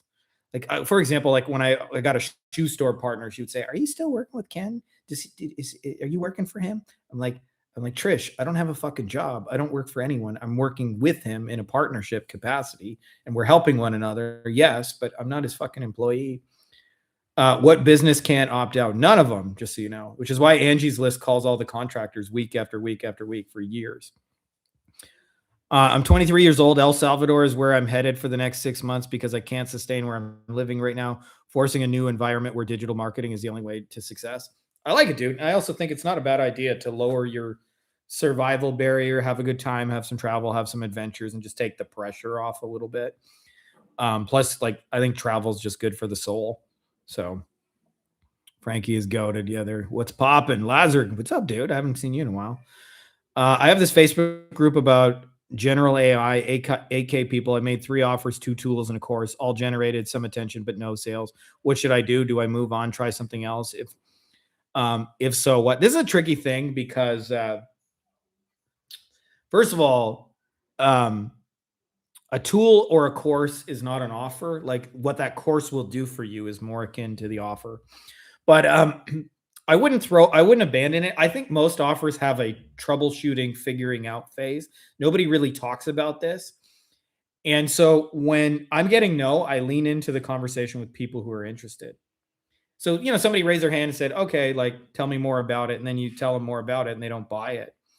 One of my favorite go-to questions is, hey, other than the money, is there any other reason you wouldn't do this?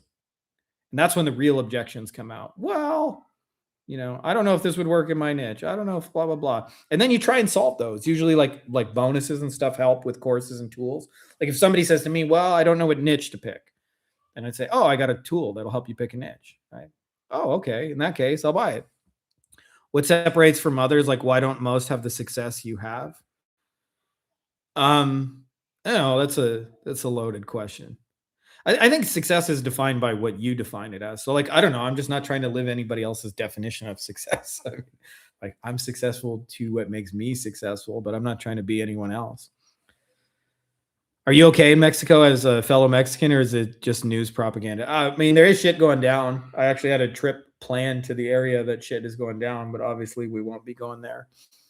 But where I'm at, nothing's happening. We actually went on a whale watching thing, and I had whales right in front of my boat, and one of them blew its spout all over me. And when the spout came out, it like left a rainbow. So I'm having a good time. The peace of life is remote, isn't it? Yes, sir. Just want to come back because there's a couple of questions I got asked in the group that I haven't answered yet. Thoughts on pay-per lead versus retainer with guaranteed leads? Are they basically the same? 3 situations. Hey, dude, pay X, you get 100 leads per month guaranteed. Hey, dude, pay Y and you get 100 leads guaranteed, but you also need to commit, X or amount of ad spend that goes directly. Hey, dude, pay for each lead I send you. Minimum is 100. Just tell me when to stop. Haven't seen PPL favored in our group here. Any groups like setting up? Okay, just so you know, pay-per lead, okay? Pay-per lead works really, really well when you know a couple of details. Detail number 1 is very, very well who your ideal client is and is not. And by the way, it's generally the people who are the biggest players in your industry and already have some sort of sales process in place, a CRM, a team, scripts, follow-up, they're systematic about it.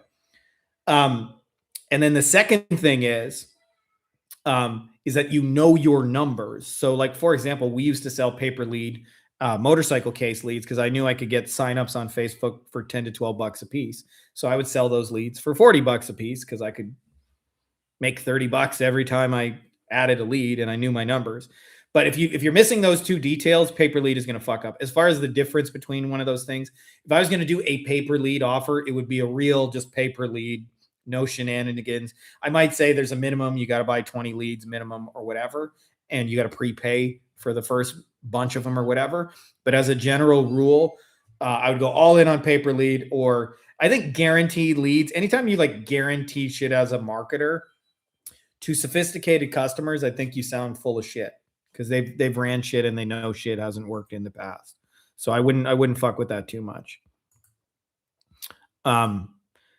JC asks, Frankie, I've been going through your free trainings from your email sequence. One of them mentions targeting shoe store, YouTube influencers related to your niche.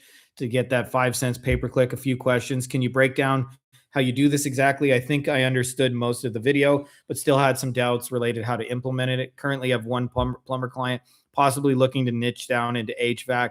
If that helps for the example, I'm just starting. I'm thinking of going to the Chamber of Commerce meetings, find out about business associations. I'm more of a face-to-face person. Thoughts in those cases? Do I just still send them a Loom video or do some kind of live demonstration? Examples appreciated. I'm struggling with prospecting big time since I'm new and I live in a small town on top of not having much experience with sales. I've considered going ads to get my own clients, but don't know if with my current MRR, one client at $997 a month, if it makes sense or it'll work. Thoughts, JC, if ads could work, how would you go about it? So I'm a huge fan of face-to-face. I think it's actually the fastest way to get the business started. I don't think it scales well because you get a mixed bag of clients. But generally speaking, you don't need Loom videos and stuff if you're doing face-to-face. Even if you live in a small town, like I consider anything that's within 90 minutes drive fair game. You should go to those meetings. And by the way, one of the many tools I have is a tool for finding the networking meetings that are upcoming in your area. Let me just pull that baby out of the vault.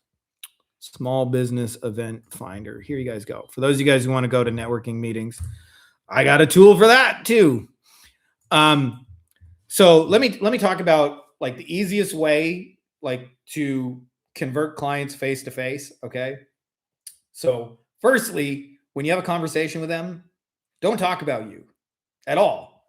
Like I might say, hey, I'm Frankie. What do you do? Oh, you're in legal. Where do you guys practice? What kind of cases do you get? How long have you been doing that? Right. That's ask about them. At some point, they will return the question and say, what do you do? When they do, I say, hey, I do marketing stuff. And I just live on the spot. Can I take a look at your stuff right now? And there's generally 3 things you can look at with every single local business. 1, their website. Usually they suck, by the way. They're just a glorified business card in most cases. 2, Google their name. See what shows up. Do they have reviews? Are they good? 3, click on their social media or the lack of it. Hey, you don't have any social media, right?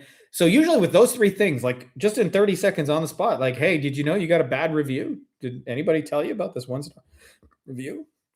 Hey, did you know your website kind of sucks? Like it doesn't work on mobile. Did you know that? Hey, I was clicking on your Facebook. This shit is boring as fuck. Who's posting this for you? Right? That's it. And you give away the ideas for free and then you charge for the implementation. And we have people who do that and then they sell on the back half of that, they sell like what's called a white label service. So like they get someone else to fulfill it. As far as what you asked about YouTube stuff, I'm going to go deeper on that just because like that's kind of a complicated topic. You're not the only one who's asked me, but you know, we got a lot of people who are interested because I still get YouTube ads for like, even though I show them at 5 cents, that's Canadian prices because I bank in Canada. So it's more like 3.5 cents. So I get clicks on YouTube for 3.5 cents. If you're selling like a $3,000 a month service and you're getting buyer clicks for 3.5 cents, it's hard not to make money, just so you know.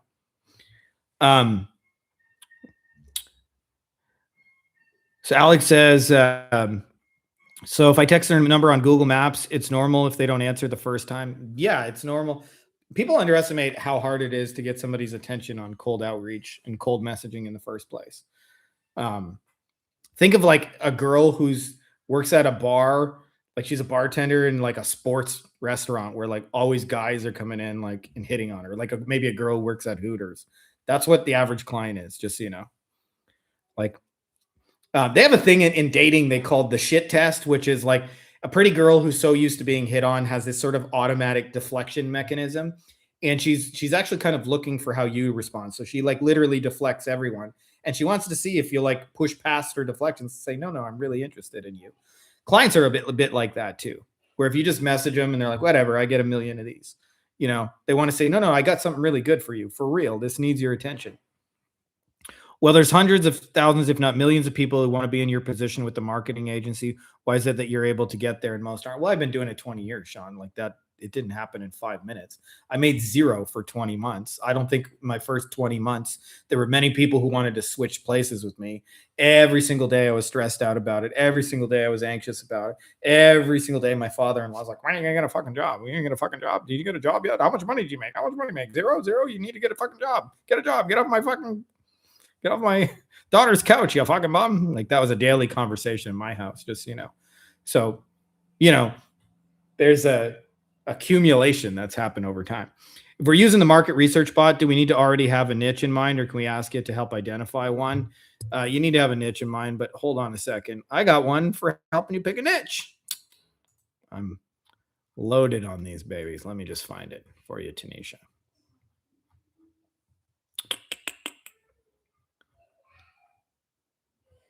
I'm going to rant on that because we got a question, actually. Let me answer that one next, a little bit out of order. Let me just see. Niche. Where are you?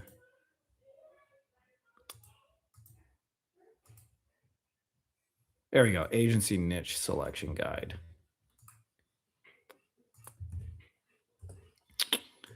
I'm going to skip out of order just a little bit because we got a couple questions left. Demetrio says, hey guys, would love to hear your feedback on a situation. I'm at the stage of picking a niche, figuring out what services to focus on in my agency. I feel a little bit lost, to be honest. My background, I've worked as a meta ad specialist for 6 years, spent over 30 million on ads for different clients, e-com, apps, etc. But I work for a company as an employee. Right now, I want to build something of my own. Working for e-commerce clients is usually time consuming when you manage big volumes of ads. I didn't really enjoy that part. That's why I want to pick something like a local businesses that it can help deliver quick results with meta ads. At the same time, I want to combine it with providing GHL websites as a service. So if clients decide to stop to run the ads, they still have to pay $99 for the website, as an example. Anyway, picking the niche has been a challenge for me. I tend to overthink and procrastinate on a lot, and delaying action. It feels a bit frustrating. So I'd appreciate any comments. All right. So I'm answering this just because, Tanisha, you brought this up too. So firstly, okay, I think most people misunderstand why agency gurus like yours truly talk about picking a niche, okay? And because of this, they treat it as if I get this wrong, I'm fucked. And so I must choose my niche very, very, very, very carefully. And they delay and delay and delay. And Sam Carlson and I have had this conversation. We laugh where people go, I've been at this 12 months and I still haven't picked a niche. And I want you to understand that choosing a niche is picking an ice cream flavor, not a spouse. It means there's lots of good ones. Cherry's good, chocolate's good, mint is good, vanilla's good. Like there's lots of good ones, right? It's not about finding some secret source of untapped money. And if you get it wrong, you're going to be kicked in the balls forever, or the ovaries in your case, Tanisha. Okay. So the reason why we're so adamant about picking a niche is for 4 reasons. Okay. And if you understand those reasons, then you will stop making this such a big deal. You'll give this some thought, but I think this is a 48-hour decision, not a 10-month decision. Okay. Because there's lots of good flavors. Reason number 1, you will make more money. Okay. So on average, like when I used to sell website as a generalist, $500 to $1,000, they'd like start giving me pushback. When I sold websites as a specialist, $5,000 to $10,000, same exact work. I got paid more money for it. Specialists make on average 4 times as much money as generalists. So do you want to get paid 4 times as much to make a website, to make an automation, whatever? Fucking specialize. Clients will believe you have industry-specific knowledge. The second reason, you don't think about this now, but when you go to scale it, if every client requires reinventing the wheel as it does for a generalist, you will have a very, very difficult, miserable time scaling.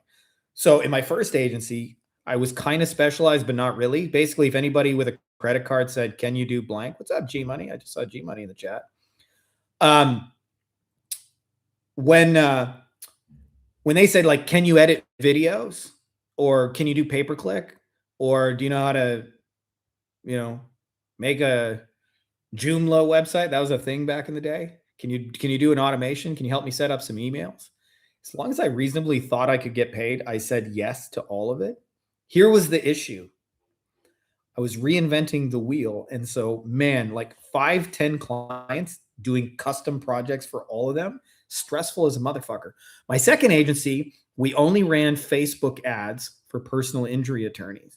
And so what that meant is I would find a winning ad and I would give it to all my clients, the same ad. One ad, like, so when I had 20 clients, they all 20 would get the same ad. Like, I'd change their name and their color and their phone number. It was the same ad.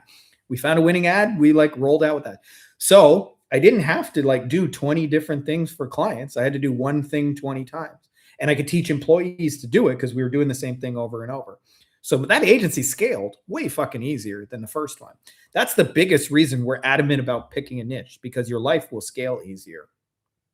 Here's number 3 is your messaging will have what I call some teeth. If you just say, hey, anyone, anywhere, I can make you some money with my marketing services or automations or software or whatever, you end up actually saying nothing to nobody. But if you can say something specific and meaningful to a specific person, like in my case, it'd be like, hey, we can get you motorcycle cases with insurance, not at fault for an accident, inside a statute of limitations, and get those leads for $10 a piece and do a year's worth of nurture so they call you as their motorcycle accident attorney. They're like, where do I sign up? Right? And it was the only thing that made it better is I was still running Facebook ads. But instead of going, hey, we'll run Facebook ads for anybody, it was attached to a specific outcome for a specific person. So the messaging gets better. And then the fourth reason is because you can figure out where to go find them, right? Like if somebody says to me, hey, Frankie, I want to meet a nurse for a wife, then I'm going to say, well, let's go to the hospital where all the fucking nurses are.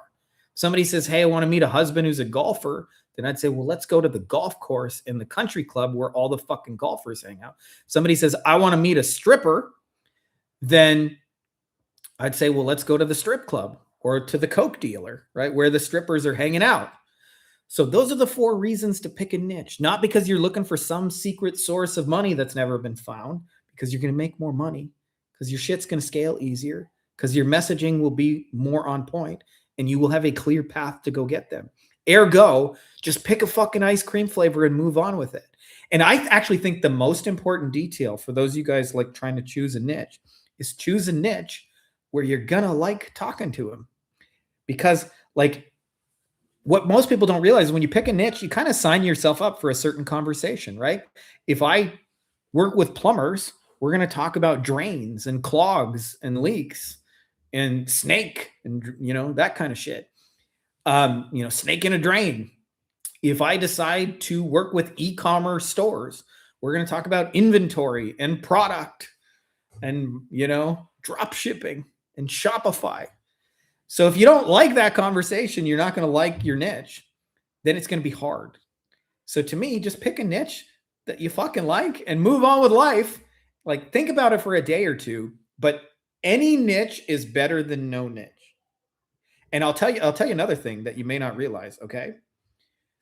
For every generalist I know who has $1 million agency or bigger, I know 20 specialists. So you give yourself 20 times the odds of being successful as a specialist, because that scale issue. I meet people all the time. They build a generalist agency. They get between like 15 and 30K a month. And then they message me and tell me how fucked their delivery is and how they can't scale it. And I have to be the bearer of bad news and go, it's because you're reinventing the wheel with every single client. You got to find a freelancer to edit videos. And now you're over here, running an e-commerce ad. And now over here, you're running Google pay-per-click. And over there, you're doing a GHL automation. And then you're doing a fucking AI voice thing for that guy. And so none of that shit scales because it's just too much work. Where when you have a niche, it's copy and paste for each client. Do the same thing we did for the last one. Right? Just like McDonald's scaled with burgers in the beginning. That's all they scaled with. So if you understand that, why I'm saying pick a niche in the first place, then stop making this like such a big, heavy decision. Just fucking pick one and stick with it for a while, and you will be better off. So that's my way of saying, quit being a pussy. Give yourself 2 days. Whatever your best answer of this is my niche, that's who you should go with. Let me go catch up on the questions. Why does it seem like success is so complicated? Does it really just come down to it takes longer than you think, and the problem is everyone wants it now? Certainly part of it. Biggest reason why the way, Sean, this business takes longer than most people think is because other people move slower than you wanted them to. Like the gurus present it as send a DM and then they're just going to ninja hurl a credit card at you. And in reality, like it's real people. Just like if you can't just like walk up to a girl on the street and say, I want to marry you. Like there's a process and you have to play it out. But once you understand the process, you just engage the process and it's just the way it is. Eric says the most important question of the day, why are you on the couch and not in her bed? There you go, buddy. What's up, folks? Just joined. Thanks for all the gems, Frankie. You got it, Dre. Have to go. Thanks for the conversation. Appreciate you too, man. Yeah, Dan. When you got to 15.6 from water restoration, where did you connect with your clients? I published stuff in the industry associations. And then they came to me through our website. Like at the end of everything I did, I'd say, if you want to learn more, go to our website. They'd fill out the form on the website, and then I'd go sell them a thing through video. I have a housing agency for insurance displacements. I niched down to that and made all the difference, not just saying yes to all types of clients. Being a specialist actually made your life easier. There you go. You're seeing it in real time, Tanisha. If you already have an existing website with a general online marketing that ranks well, can I add a niche page and put some wording about that niche with a link page? Of course. I used to work catastrophe claims as an adjuster and was a corporate traveler, so it was an easy progression to this niche. Totally. Dude, just started following you and really like your content and style and have been using your agency concierge and market research bot. Great stuff. Appreciate that, Jason. Is it okay to pick a niche even if we know nothing about the industry? Yeah, just so you know, when I actually picked water damage restoration, I remember when I was doing the challenge and I was thinking about which niche to pick, just because I coach so many people, I know lots about lots of niches just because people say like the plumber said this, the dentist said that. So even though I don't, work with plumbers, I still get secondhand info. But water damage restoration, a week before somebody said, I'm in the niche water damage restoration. And I went, what the fuck is that? And they went, like water damage restoration. I was like, no, I don't know what that is. And they had to explain it to me. And so I wanted to pick a niche. I knew nothing about them. I didn't know their terminology. I didn't have any connections. I didn't have any proof. I didn't have any case studies because I know that's where most of you guys are starting out. So if I pick personal injury or plastic surgery where I have connections in both of those industries, I could do it 10 times faster, but that's kind of cheating. So I wanted to specifically do it in an industry. I'm like, I don't know anybody. Love the bots as well. Appreciate that. I'm a ding 9x12 card. Okay, I say that's a typo. And just started and have almost sold it out within 3 weeks, but want to figure out another way to serve one of these niches or just install GHL in all of them for $197 a month. Yeah, figure out what they're trying to automate and just automate that for everyone. Frankie, I'm trying to reach out to coaches and med spa niches. So they recommend me, but they aren't replying. Any other method to reach out to big fishes or hand raiser stuff? So I don't usually teach it as a beginner strategy, like reaching out to what I would call shoe stores. So a coach in your industry is what I would call a shoe store.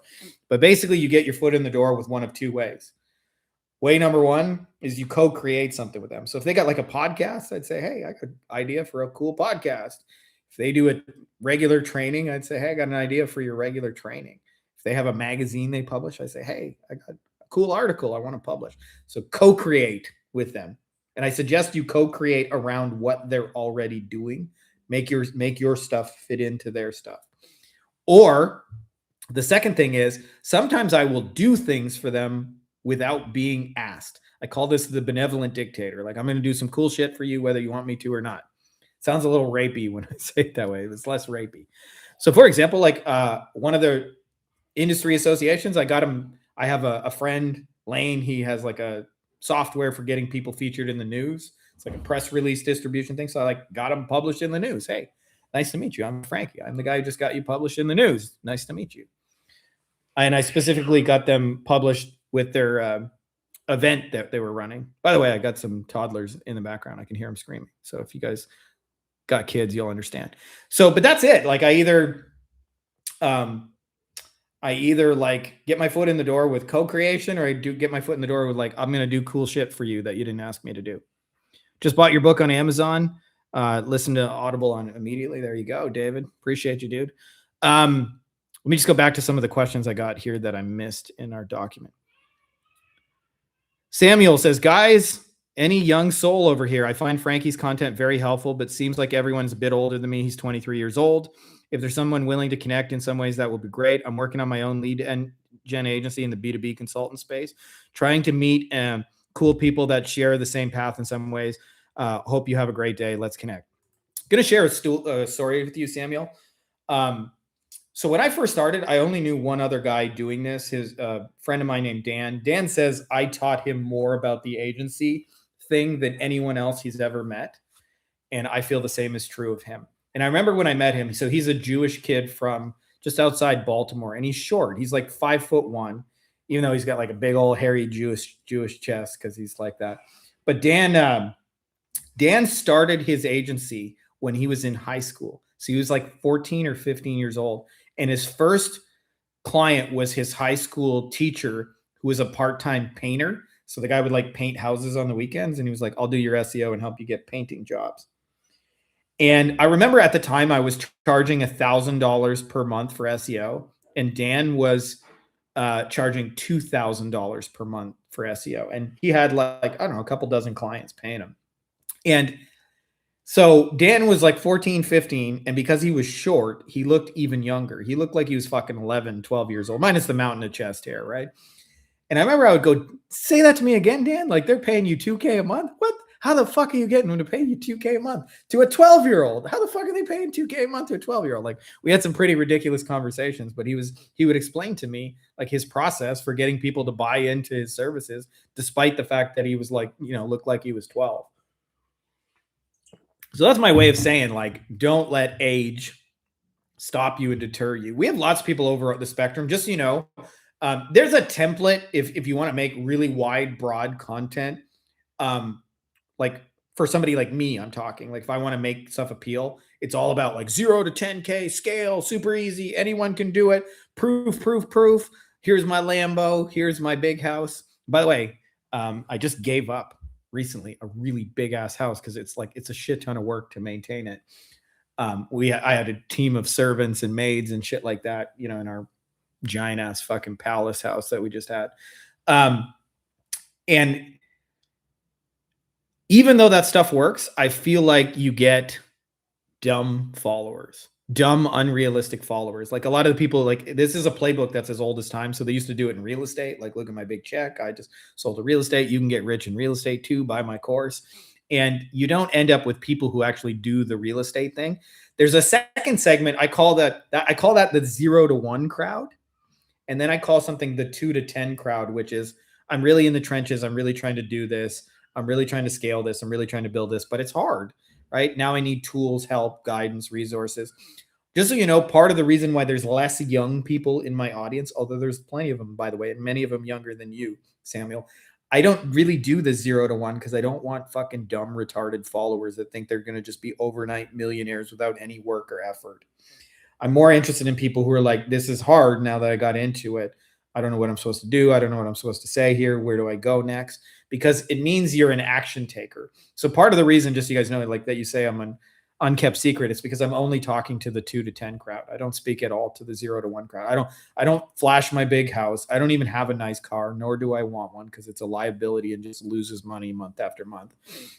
I have investments that I could show you guys that would probably impress some people, but I don't think that's as cool as most people think it is. Like, I'm just trying to retire my kids. I don't really give a fuck what anyone else thinks about it.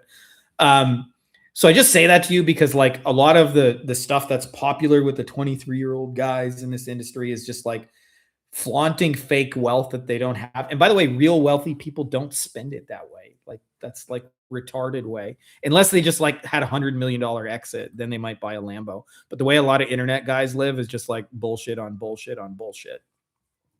Onur says, how to figure out which deliverable solves those specific problems and if we don't have the expertise of those deliverables. So just so you know, like once you run the market research bot and you know what people actually want, the difference between your deliverable being on point and off point is like what I call a 10-degree shift. So it's not like you got to come up with new shit or find new deliverables that didn't exist. So give me an example, one of my favorite examples. But I was sitting with a plastic surgeon. We were in Beverly Hills. I had a kind of famous client who was on Dr. 90210. And he says to me, he says, "Hey, Frankie, I really want to sell mommy makeover patients." And I said, "Oh, yeah?" He said, "Do you think you could build me a mommy makeover website?" I went, "Yeah." It's like same as any other website. I said, "You got pictures and like, all that?" And he's like, "Yeah, I got pictures." All right. Yeah, let's build it. No problem. That's easy. So um, there's a tendency to think I'm selling custom web design, but what they really want to sell in this case is what I call $100 bill, which is I want to get mommy makeover patients because these are the patients I make a lot of money off of. Right. So the I'll get you mommy makeover patients is what they're really after, not the website that facilitates it. So if you're standing in front of a plastic surgeon, for example, and you say, "I'll make you a custom website," that is going to be infinitely less appealing than if you say, "I'll make you a custom website to sell mommy makeover patients." That little detail. So how do you figure out how to calibrate your deliverables? Well, you first got to figure out what they want and then cater your stuff to what they want. Right? So like when I did SEO, I struggled to sell it and they would go, "Give me a proposal," and I'd have to follow up with them 1,000 times and I'd chase them. But I'd say, "I'm going to do SEO to help you sell mommy makeover patients." They'd go, "Here's my credit card. Where do I sign up?" So if you don't know what those deliverables are, like I said, just run the market research bot. It'll tell you. Um, this last one I got here, just in the doc. I'm reading off a document of the questions I got asked in the group. I just closed my second client at $297 a month. I picked the pressure watching niche and started cold calling every company in my city. I'm new to this business model, but not new to sales. So I leaned into what I know, pick up the phone, qualify, send a Loom. I use the Loom method very similar to how Frankie explained it on his call. I basically asked if they had someone handling their marketing and follow up. If not, I send a short video walking them through my all-in-one contractor system, website, CRM, automation built on high level. I knew one-to-one cold outreach is inefficient, but lots of wasted time between calls and follow-ups. But it felt like the fastest way to build momentum and land my first few clients. The guy was skeptical, so we met for coffee. I simply repeated what I showed him in the video, walked him through the onboarding, and made it easy to sign up. I even created a 50% off coupon, so on the spot to help him move forward. He signed. The goal was simple: get a few clients fast, cover my GHL expenses, create cash flow. Once I have a base, I'll shift to the shoe store method, partnering with businesses that already have the audience and presenting the offer to them. Learn, adjust, improve. Happy hunting. So I'm actually going to interview Daniel just about this, just so you guys know. Tomorrow we're doing something. And part of the reason is I don't think I'm actually that relatable. I've been doing this 20 years. I've had more than 1,000 clients. I've built teams, scaled. I think for a lot of you guys, when you're starting out, you think like I have some magic touch and I wasn't broke my first 20 months. So I'm going to share his story with you guys just because I think there'll be a lot for just getting it off the ground and a lot of the mindsets too, stuff getting past all that. So anyways, just letting you guys know that that's coming down the pipeline. I'm going back to comments here. I see Roshilo. Hey, Frankie. Quick question. How would you do Facebook outreach? Please help. I don't do Facebook outreach. I friend people on Facebook and then I make a post and say, who'd be interested in blank? And then those people say me. And then I only message the people who said me. Say, hey, you're interested in getting blah, blah, blah. Can I tell you about it? And then of course they say yes, because they just raise their hand for it. So I actually don't cold message. I don't, like part of my experience, just so you guys know where I'm coming from on this. I remember when I first started getting invited to speak at the lawyer events, that was like a big deal. I was like a year into it. I hadn't made very much money. And all of a sudden now I'm getting to go to the conferences, and my business, like as soon as you get to speak at the conferences, like we leveled up and fast. Sometimes I would go to a conference and I would add like $20,000, $30,000 a month in recurring revenue in an hour. You do a speech, you walk, 5, 10, 15 people are waiting to work with you. Hey, here's $2,500 a month times 10. That's like 25 grand. Like, holy shit. I just made, $300,000 a year recurring in an hour's worth of work. That like blew my fucking mind that was even possible. But you'd walk out into a room and sometimes like, there were just like 400 or 500 lawyers in the room. Sometimes actually like bigger conferences, there'd be a few thousand, but a few hundred of them was more typical. And I would talk to the room and give a talk. And then when I go to the corner of the room, there would be 5 or 10, 15 people waiting to talk to me and about like, hey, we need your help with that. And I never knew, looking at the audience, which one of those 5, 10, 15 people would be the ones waiting for me at the back of the room, but I knew every time I gave a talk, there would be somebody at the back of the room wanting to talk to me about next steps. And it just became the norm. And by the way, it wasn't unique to me. All the other speakers experienced that too. But anyway, um, I gave up trying to identify who are the 5, 10, 15 people that are actually going to be interested in this. And I'd rather just broadcast it to all 400 people. This is what we do. And let the 5, 10, 15 of them self select and meet me at the back of the room. So, what I'm doing on Facebook, I'm doing the same thing. I'm taking the 400 or 500 people I know that buy this kind of shit. And then I broadcast a message and I let the 5, 10, 15 people that most want to buy it self select, because it's so inefficient to try and message 500 of them one at a time. And Facebook will just block you after a period of time for doing that. So that's kind of what I'm doing. I used to do Facebook ads and SEO, but hated it and wasted about 9 months of my life trying to make it work, and don't want to make that same mistake again. Can you tell me about your program that you have for people just trying to get right out of the gates? Yeah, so I have a program, just so you guys know, called Fast Starters. I don't actually promote it that much because honestly, I'm kind of at capacity, but it is there if you guys want to check out some details. I haven't intentionally been not promoting it, just so you guys know. But the fast starters, the model that we use is really, really simple, because I've helped a lot of people over the years to get first couple of clients. Is we pick a niche, we research their problems, we come up with a cool solution, and then we go proactively get in front of those people and put stuff in front of them. It sounds overly simple, but that's what we're doing. It's and I have a number of tools and resources, as well as coaching to help you guys stay on point with that. Truth be told, the hardest part of for most of you guys out of the beginners is just finding out it's harder than you've been sold. It doesn't mean it's impossible. I don't want to sell you it's so hard, nobody can do it. But it's sold as it's so easy, anyone can do it. Yeah, bullshit. Why would anyone have a job if anyone could do this? It's hard. But it's not that hard. It's not doable. When I did the 90-day challenge, it took me 26 days to get 6 people and make 16 grand a month recurring. But I don't need to get 6 people. You guys can get 6 people is all I'm saying. And there's lots of little sticking points in that. People don't know what their niche actually wants. They don't know how to present the money. They don't know how to get them to raise their hand. They don't know how to move conversations forward. So we go through all that stuff. It's not like there is course material so you can go back to whenever, but it's also unstructured, because I coach you guys on whatever's coming up for that week. It's not hey, you're going to learn this trading today just because if somebody says, hey, I'm stuck on this conversation with that guy, well, let's talk about how to move that conversation forward with that guy.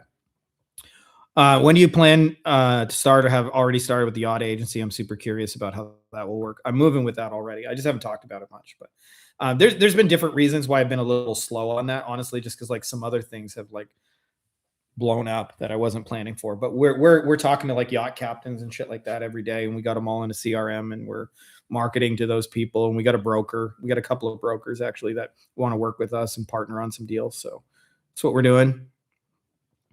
Since you're sharing, any other chatbots we haven't thought of to ask about that would be useful? Most of my bots are use them based on a specific problem you're trying to solve. So I don't just give them away just to give them away. I think one of the worst things you can do is try and read 1,000 books and implement all the advice.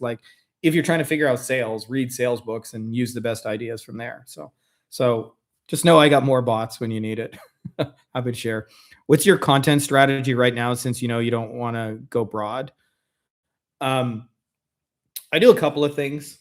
So firstly, I used to say that 20% of every industry is 80% of the buying. There's always an 80-20. So I'm exclusively speaking to the people who spend money. I want to be known to the agencies who are actively moving, shaking, doing stuff, but I'm never going to be the, hey, you can get rich starting an agency guy, nor do I want to be. I don't want to sell the dream to people, because the truth is, for me, it was a nightmare before it was a dream. My first 20 months were a fucking nightmare. So thanks for staying on so long. No, no problem. I got time today, so it's all good. Off topic. Thanks for sharing your GPT bot with me. That thing is a beast and clarified so much for you. You got it. Where do we get the market research bot? I'll share it with you guys again. Put it in the chat a few times, but I'll share it with you again because you probably just got on late. Market research bot. There you go. Off topic, but how do you deal with friends and family who don't really understand what you're doing? It's tough because you love them and a lot. They secretly hate on you because you're doing something different. That's I honestly think that's one of the biggest fears we all have about success in general. Like my mom hated rich people, hated them. They're all crooks. Like her boss, he was a fucking thief, and he just held the man down. And so I kept thinking, like, if I'm going to become rich, is my own family going to fucking hate me? Like that was like kind of like in my thoughts. What I learned to do is I realized that it's not like they don't believe in you personally. They just don't believe in entrepreneurship. They don't believe in online business. So when um when they kind of give you advice that you didn't ask for, I actually have a standard rule, which is hey, thank you for caring. That's it. I don't follow up. I don't agree with it. But then I'll never forget. I used to work for the Toronto Blue Jays for like one summer, and my buddy, the chief, worked there too. So my cousin was in like higher upper management. And he said, if you guys just want to be low level ushers and get paid to watch baseball, you can have a summer here. And we both did. And there used to be this supervisor, Scott. Scott nitpicked you no matter what you did. So if you were standing on the left, he'd tell you to stand on the right. If you're standing on the right, he'd tell you to stand in the middle. Like no matter what you did, Scott just found a way to critique you. But Scott was an idiot, right? Like he wasn't like a good boss. He was just a fucking idiot who was there. And he would always come over to the chief and tell him something. And the chief was this funny Macedonian. He's still a funny Macedonian, but he would say to me, he's like, hey, Finn, fucking Scott always tell me this and that. You know what Chief does? Chief fucking ignores. He goes in one ear and he goes out the other. Chief gives no fucks. In one ear, out the other. And I used to always laugh how he just like took that in stride and didn't take any of that seriously. So he was like, yeah, Scott. And as soon as Scott left. So I asked myself one simple question when people give you advice, have they done this before? So I remember like when I first got started in real estate, my mom's no longer with us, but she had lots to say. My mom was broke her whole life. She got one house where a guy she dated for 10 years put the down payment on the house and she gave it back to the bank in a year and a half. So like, do you really want my mom to be a real estate advisor? Of course not. Right. So to me, if like if my mom is like saying, hey, this is what you should do in real estate, you can almost safely assume that's the wrong advice. So I just have a simple rule. I just say, hey, thank you for caring. And then I go whoop in one ear, out the other. And I know they're just doing it from a place that they love you. In a lot of ways, they just don't believe in an online business and they're just trying to protect you from failure. Funny thing is, I'll tell you, if you do it long enough, Sean, they'll all come around and they'll be like, I always knew you were going to make it work. And I always like the people who like literally criticized you the most, talk the most shit about you, said, can you believe he's doing this? Can you believe he's trying that? Oh, another one of those online businesses. He hasn't made any money. All those people will be like, I always knew you would, and I believed in you. I was supported you from day one. Like, yeah, I have a very different recollection of that event. In fact, I'll tell you one of my most favorite moments in running this business. So I call my father-in-law, but I wasn't married. My ex and I, we were together 10 years, and he used to always say to me, get a real job, get a real job, get a real job, get a real job. When are you gonna, how much money do you make? Zero. We should get a real job. You should get a real job. Just get a real job, get a real job. Do you have a real job? And he always referred to my thing as my little internet thing, my little internet thing, my little internet thing, my little internet thing. It was about 4 or 5 years into it, but we started making enough money where for me, travel was a thing I always wanted to do. And then all of a sudden I could do it. And so my ex was a school teacher, and the only way you can get time off as a school teacher is if you just don't want to be paid. So we'd be like, fuck it, I'll pay you for a week. Let's go. And we'd go to Europe and we'd, go to South America, and we lived in Costa Rica and shit like that. And I remember the father-in-law was like, how can you guys afford to do this? It was one of the happiest moments of my life. I looked him right in the eyes and I just winked. I said, I guess that little internet thing is working out. So you get the last laugh. You get to laugh hardest. I don't have money right now, but do you coach? I do. It's like one of my big passions is, helping people who are basically me of 10, 20 years ago. We got a thing called the Wolf Pack. I'll put a link for it for you guys. Checking it out. Right now we're closed and we got a waiting list, but you can sign up on the waiting list there. Can you talk more about the most optimal mindset to have when starting? I don't think you need a mindset in the beginning, dude. I think you just got to be gritty and go make some shit happen. And just know that like it's going to be ugly, it's going to be messy. Like it is. Like there's no way to start an internet business I think one of the best things is um to like mentally burn the boats. Like I didn't have a plan B. I didn't like I just knew I was gonna make this internet business. I reached a point where I was just so fed up with the job world and whatever. Um that like fuck it, I'm gonna make it work. Super Dave says, "Is fast starters better to start with you or El Chapo?" Fast starters, like I anybody who's in the fast starters gets all our courses, just so you know. So like you don't have to buy them as a separate expense. Um, the two bots I found from one of your videos are awesome, awesome, Jason. I love them. 10 YouTube ads. I'm gonna implement it from your video instructions. By the way, Frankie, thank you so much. It's me. What's up? Um, You can't tell everyone everything you're doing. Get successful, then share. Many people can't see past their own nose. They think they're helping with their comments. Yeah, Tanisha, it's true. They're trying to be loving, but man, they love to fucking poke holes in your dreams. But none of those people went for their own dreams. That's the harsh truth of it. And so I just say, hey, thanks. Appreciate you for caring. And then as soon as they turn their back, I go, I know it's hard to ignore people you love and care about otherwise, but here's the reality. Like I can love my mom, but I don't love my mom's real estate advice. Like my mom don't know shit about real estate, right? So like she don't know shit about internet business. Right? I can love my mom, the person, without needing to take on all her advice. Yeah, exactly. It's their own limiting beliefs. Go Jays, go. Question: these days, do you recommend going straight, doing PPL like a package of leads or appointments or retainers? I think PPL works really, really well. Pay per lead, for those of you guys not familiar with the acronym, works really, really well if two scenarios are true. One, you know who makes your ideal client, which is usually the big spenders in the industry, the people who have ads, budget teams, sales processes, etc. It doesn't work for the little guy, just so you know. Um, and then also if you know your exact lead cost, like if you know, hey, we've run this in 5, 10, 15 markets and we're getting them between $80 and $100 a pop, and you can sell them for 200, then do that all day long. But I would, if I didn't know those two variables, I wouldn't generally do PPL. Well, these people were never really my friends in the first place. That's not always true. It's not like they're rooting against you. They just like, again, they don't believe in internet business. They don't know anybody who's ever made an internet business. They don't know anyone who's been successful with it. They don't know anybody who doesn't wake up to an alarm clock and does whatever the fuck they want all day long. Right? So they don't know people like that. So they're like, come on, you got to be realistic. Quit being a dreamer, Sean. I just see the truth that they're trying to love you in their own weird, fucked up way. And so I appreciate them for that, but I don't take on their advice. Fuck that. Any advice for starting this while working a full-time job? If it was me and I had a full-time job, I'll tell you what I would do. Very, very simple. Is 1 to 4 times a month, I would go to the networking meetings that are in my town after hours, obviously, because you're not going to do it middle of the day. And I got a link for finding the events for you. And I would, and we have a list, by the way, of what I call white label partners, like people who can actually do the work. And I would just sell a couple of clients. And the easiest way to sell clients when you go to a networking meeting, first thing is always talk about them. Always, always. So, like, I wouldn't say, hey, I'm Frankie. I do marketing. I do GHL. I know how to do blah, blah, blah. I'd say, hey, Dave, what do you do? Dave would say, oh, I'm an accountant up in Frog Balls.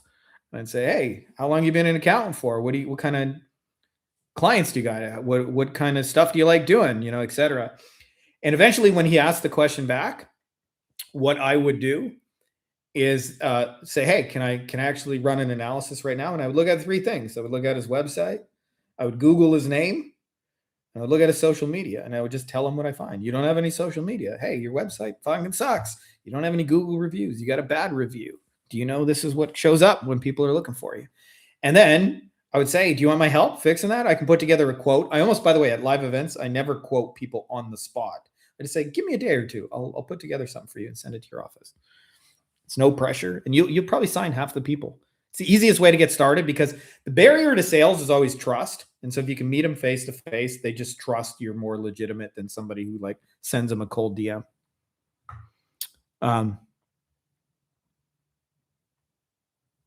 Yeah, you say I'm not like that. I have friends that want to be music artists. I've invested in their careers, but when it comes to me, they just judge me.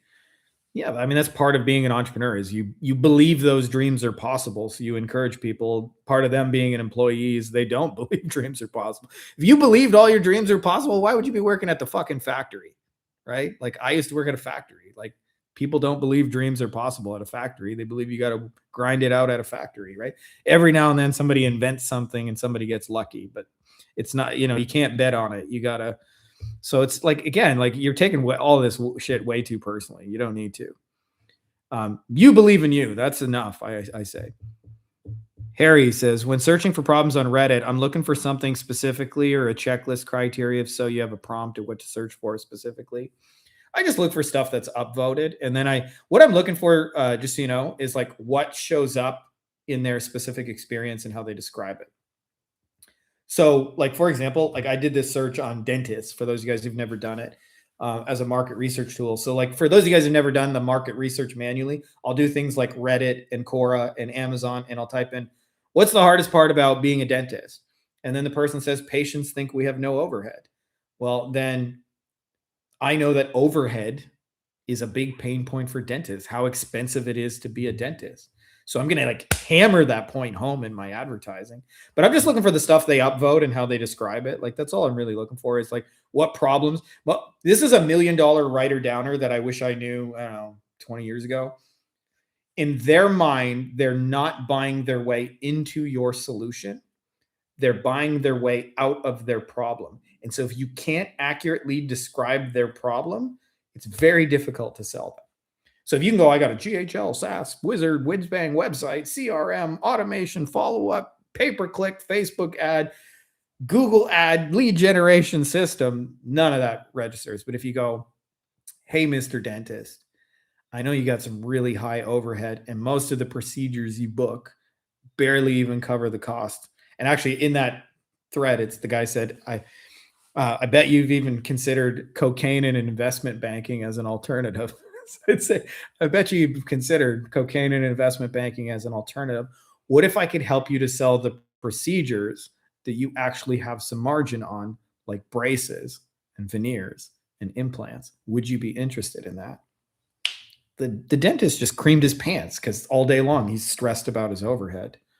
But he's buying his way out of the overhead problem, not into my solution that does that. So if you understand that, most of your conversation should actually be about their problems. So what I'm looking for on Reddit is like, how did they describe their problems?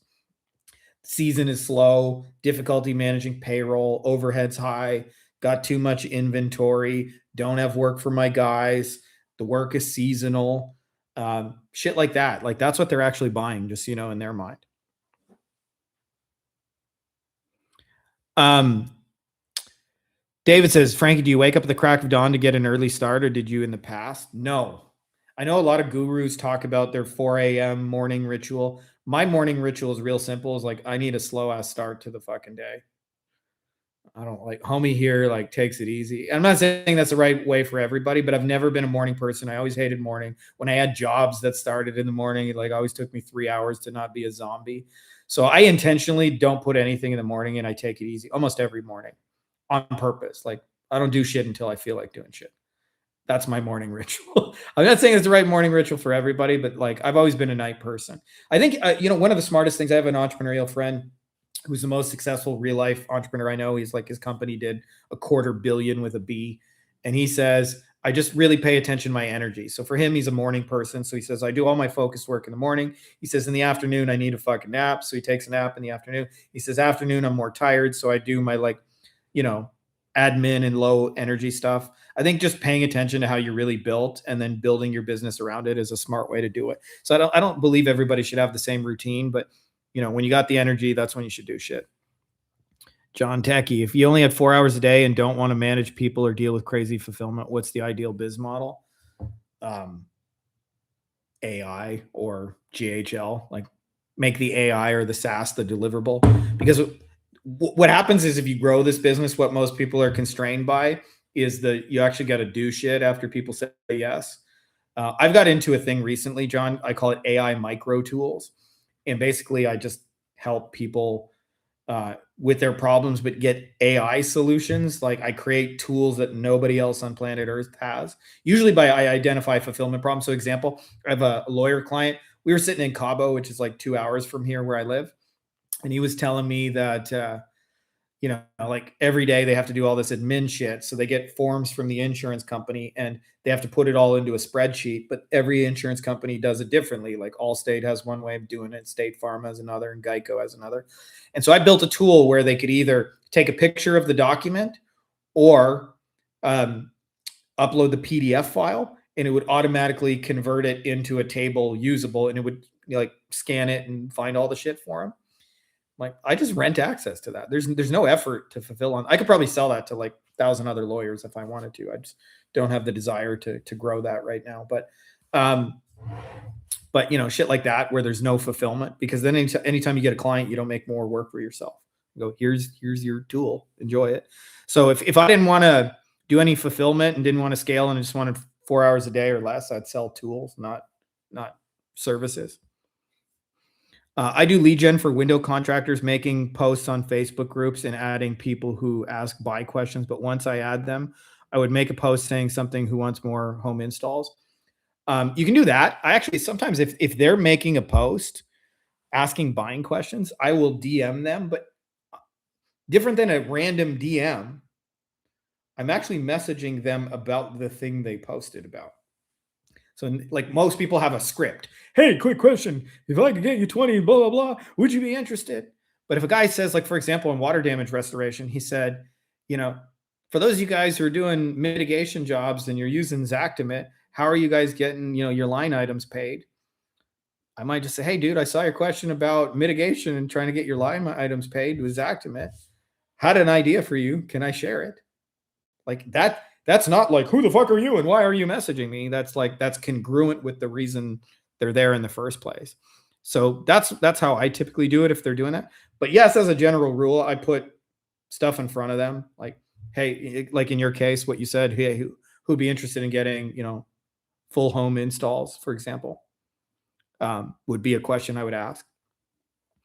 With all the AI tools out there, do you know any way AI can automate the research process to find the best problems to create a solution for? Yeah, I built it.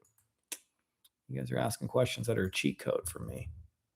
If you're talking about micro tools specifically, I built a tool for that. This is my tool for finding the problems they got right there. It helps a lot. You're 100% right. I take it personally. It just hurts because the people closest to me mean everything to me more than money, and I'll do anything for them, but it's not reciprocal. That's not true, dude. They're just like, they have limiting beliefs about how money can be made, so they're projecting those on you. But if you see it as their beliefs and you're strong in your own, like, I know somebody could tell me, I could have 100 people in the room tell me that love me and like me and tell me internet business is bullshit and doesn't work. I'm like, it wouldn't change my belief about it. I've been doing it 20 years. So like, I would suggest work on your own beliefs and stop trying to change everyone else. Just know that you can do it.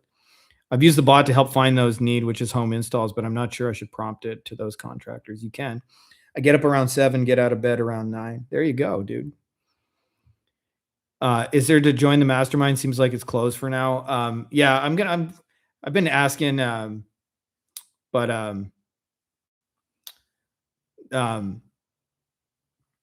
the mastermind I closed just because I've been at capacity. I like to be personally involved. Like, I hate when you join a program and then there's like 18 coaches and you never actually get to meet the guy you signed up with to work with.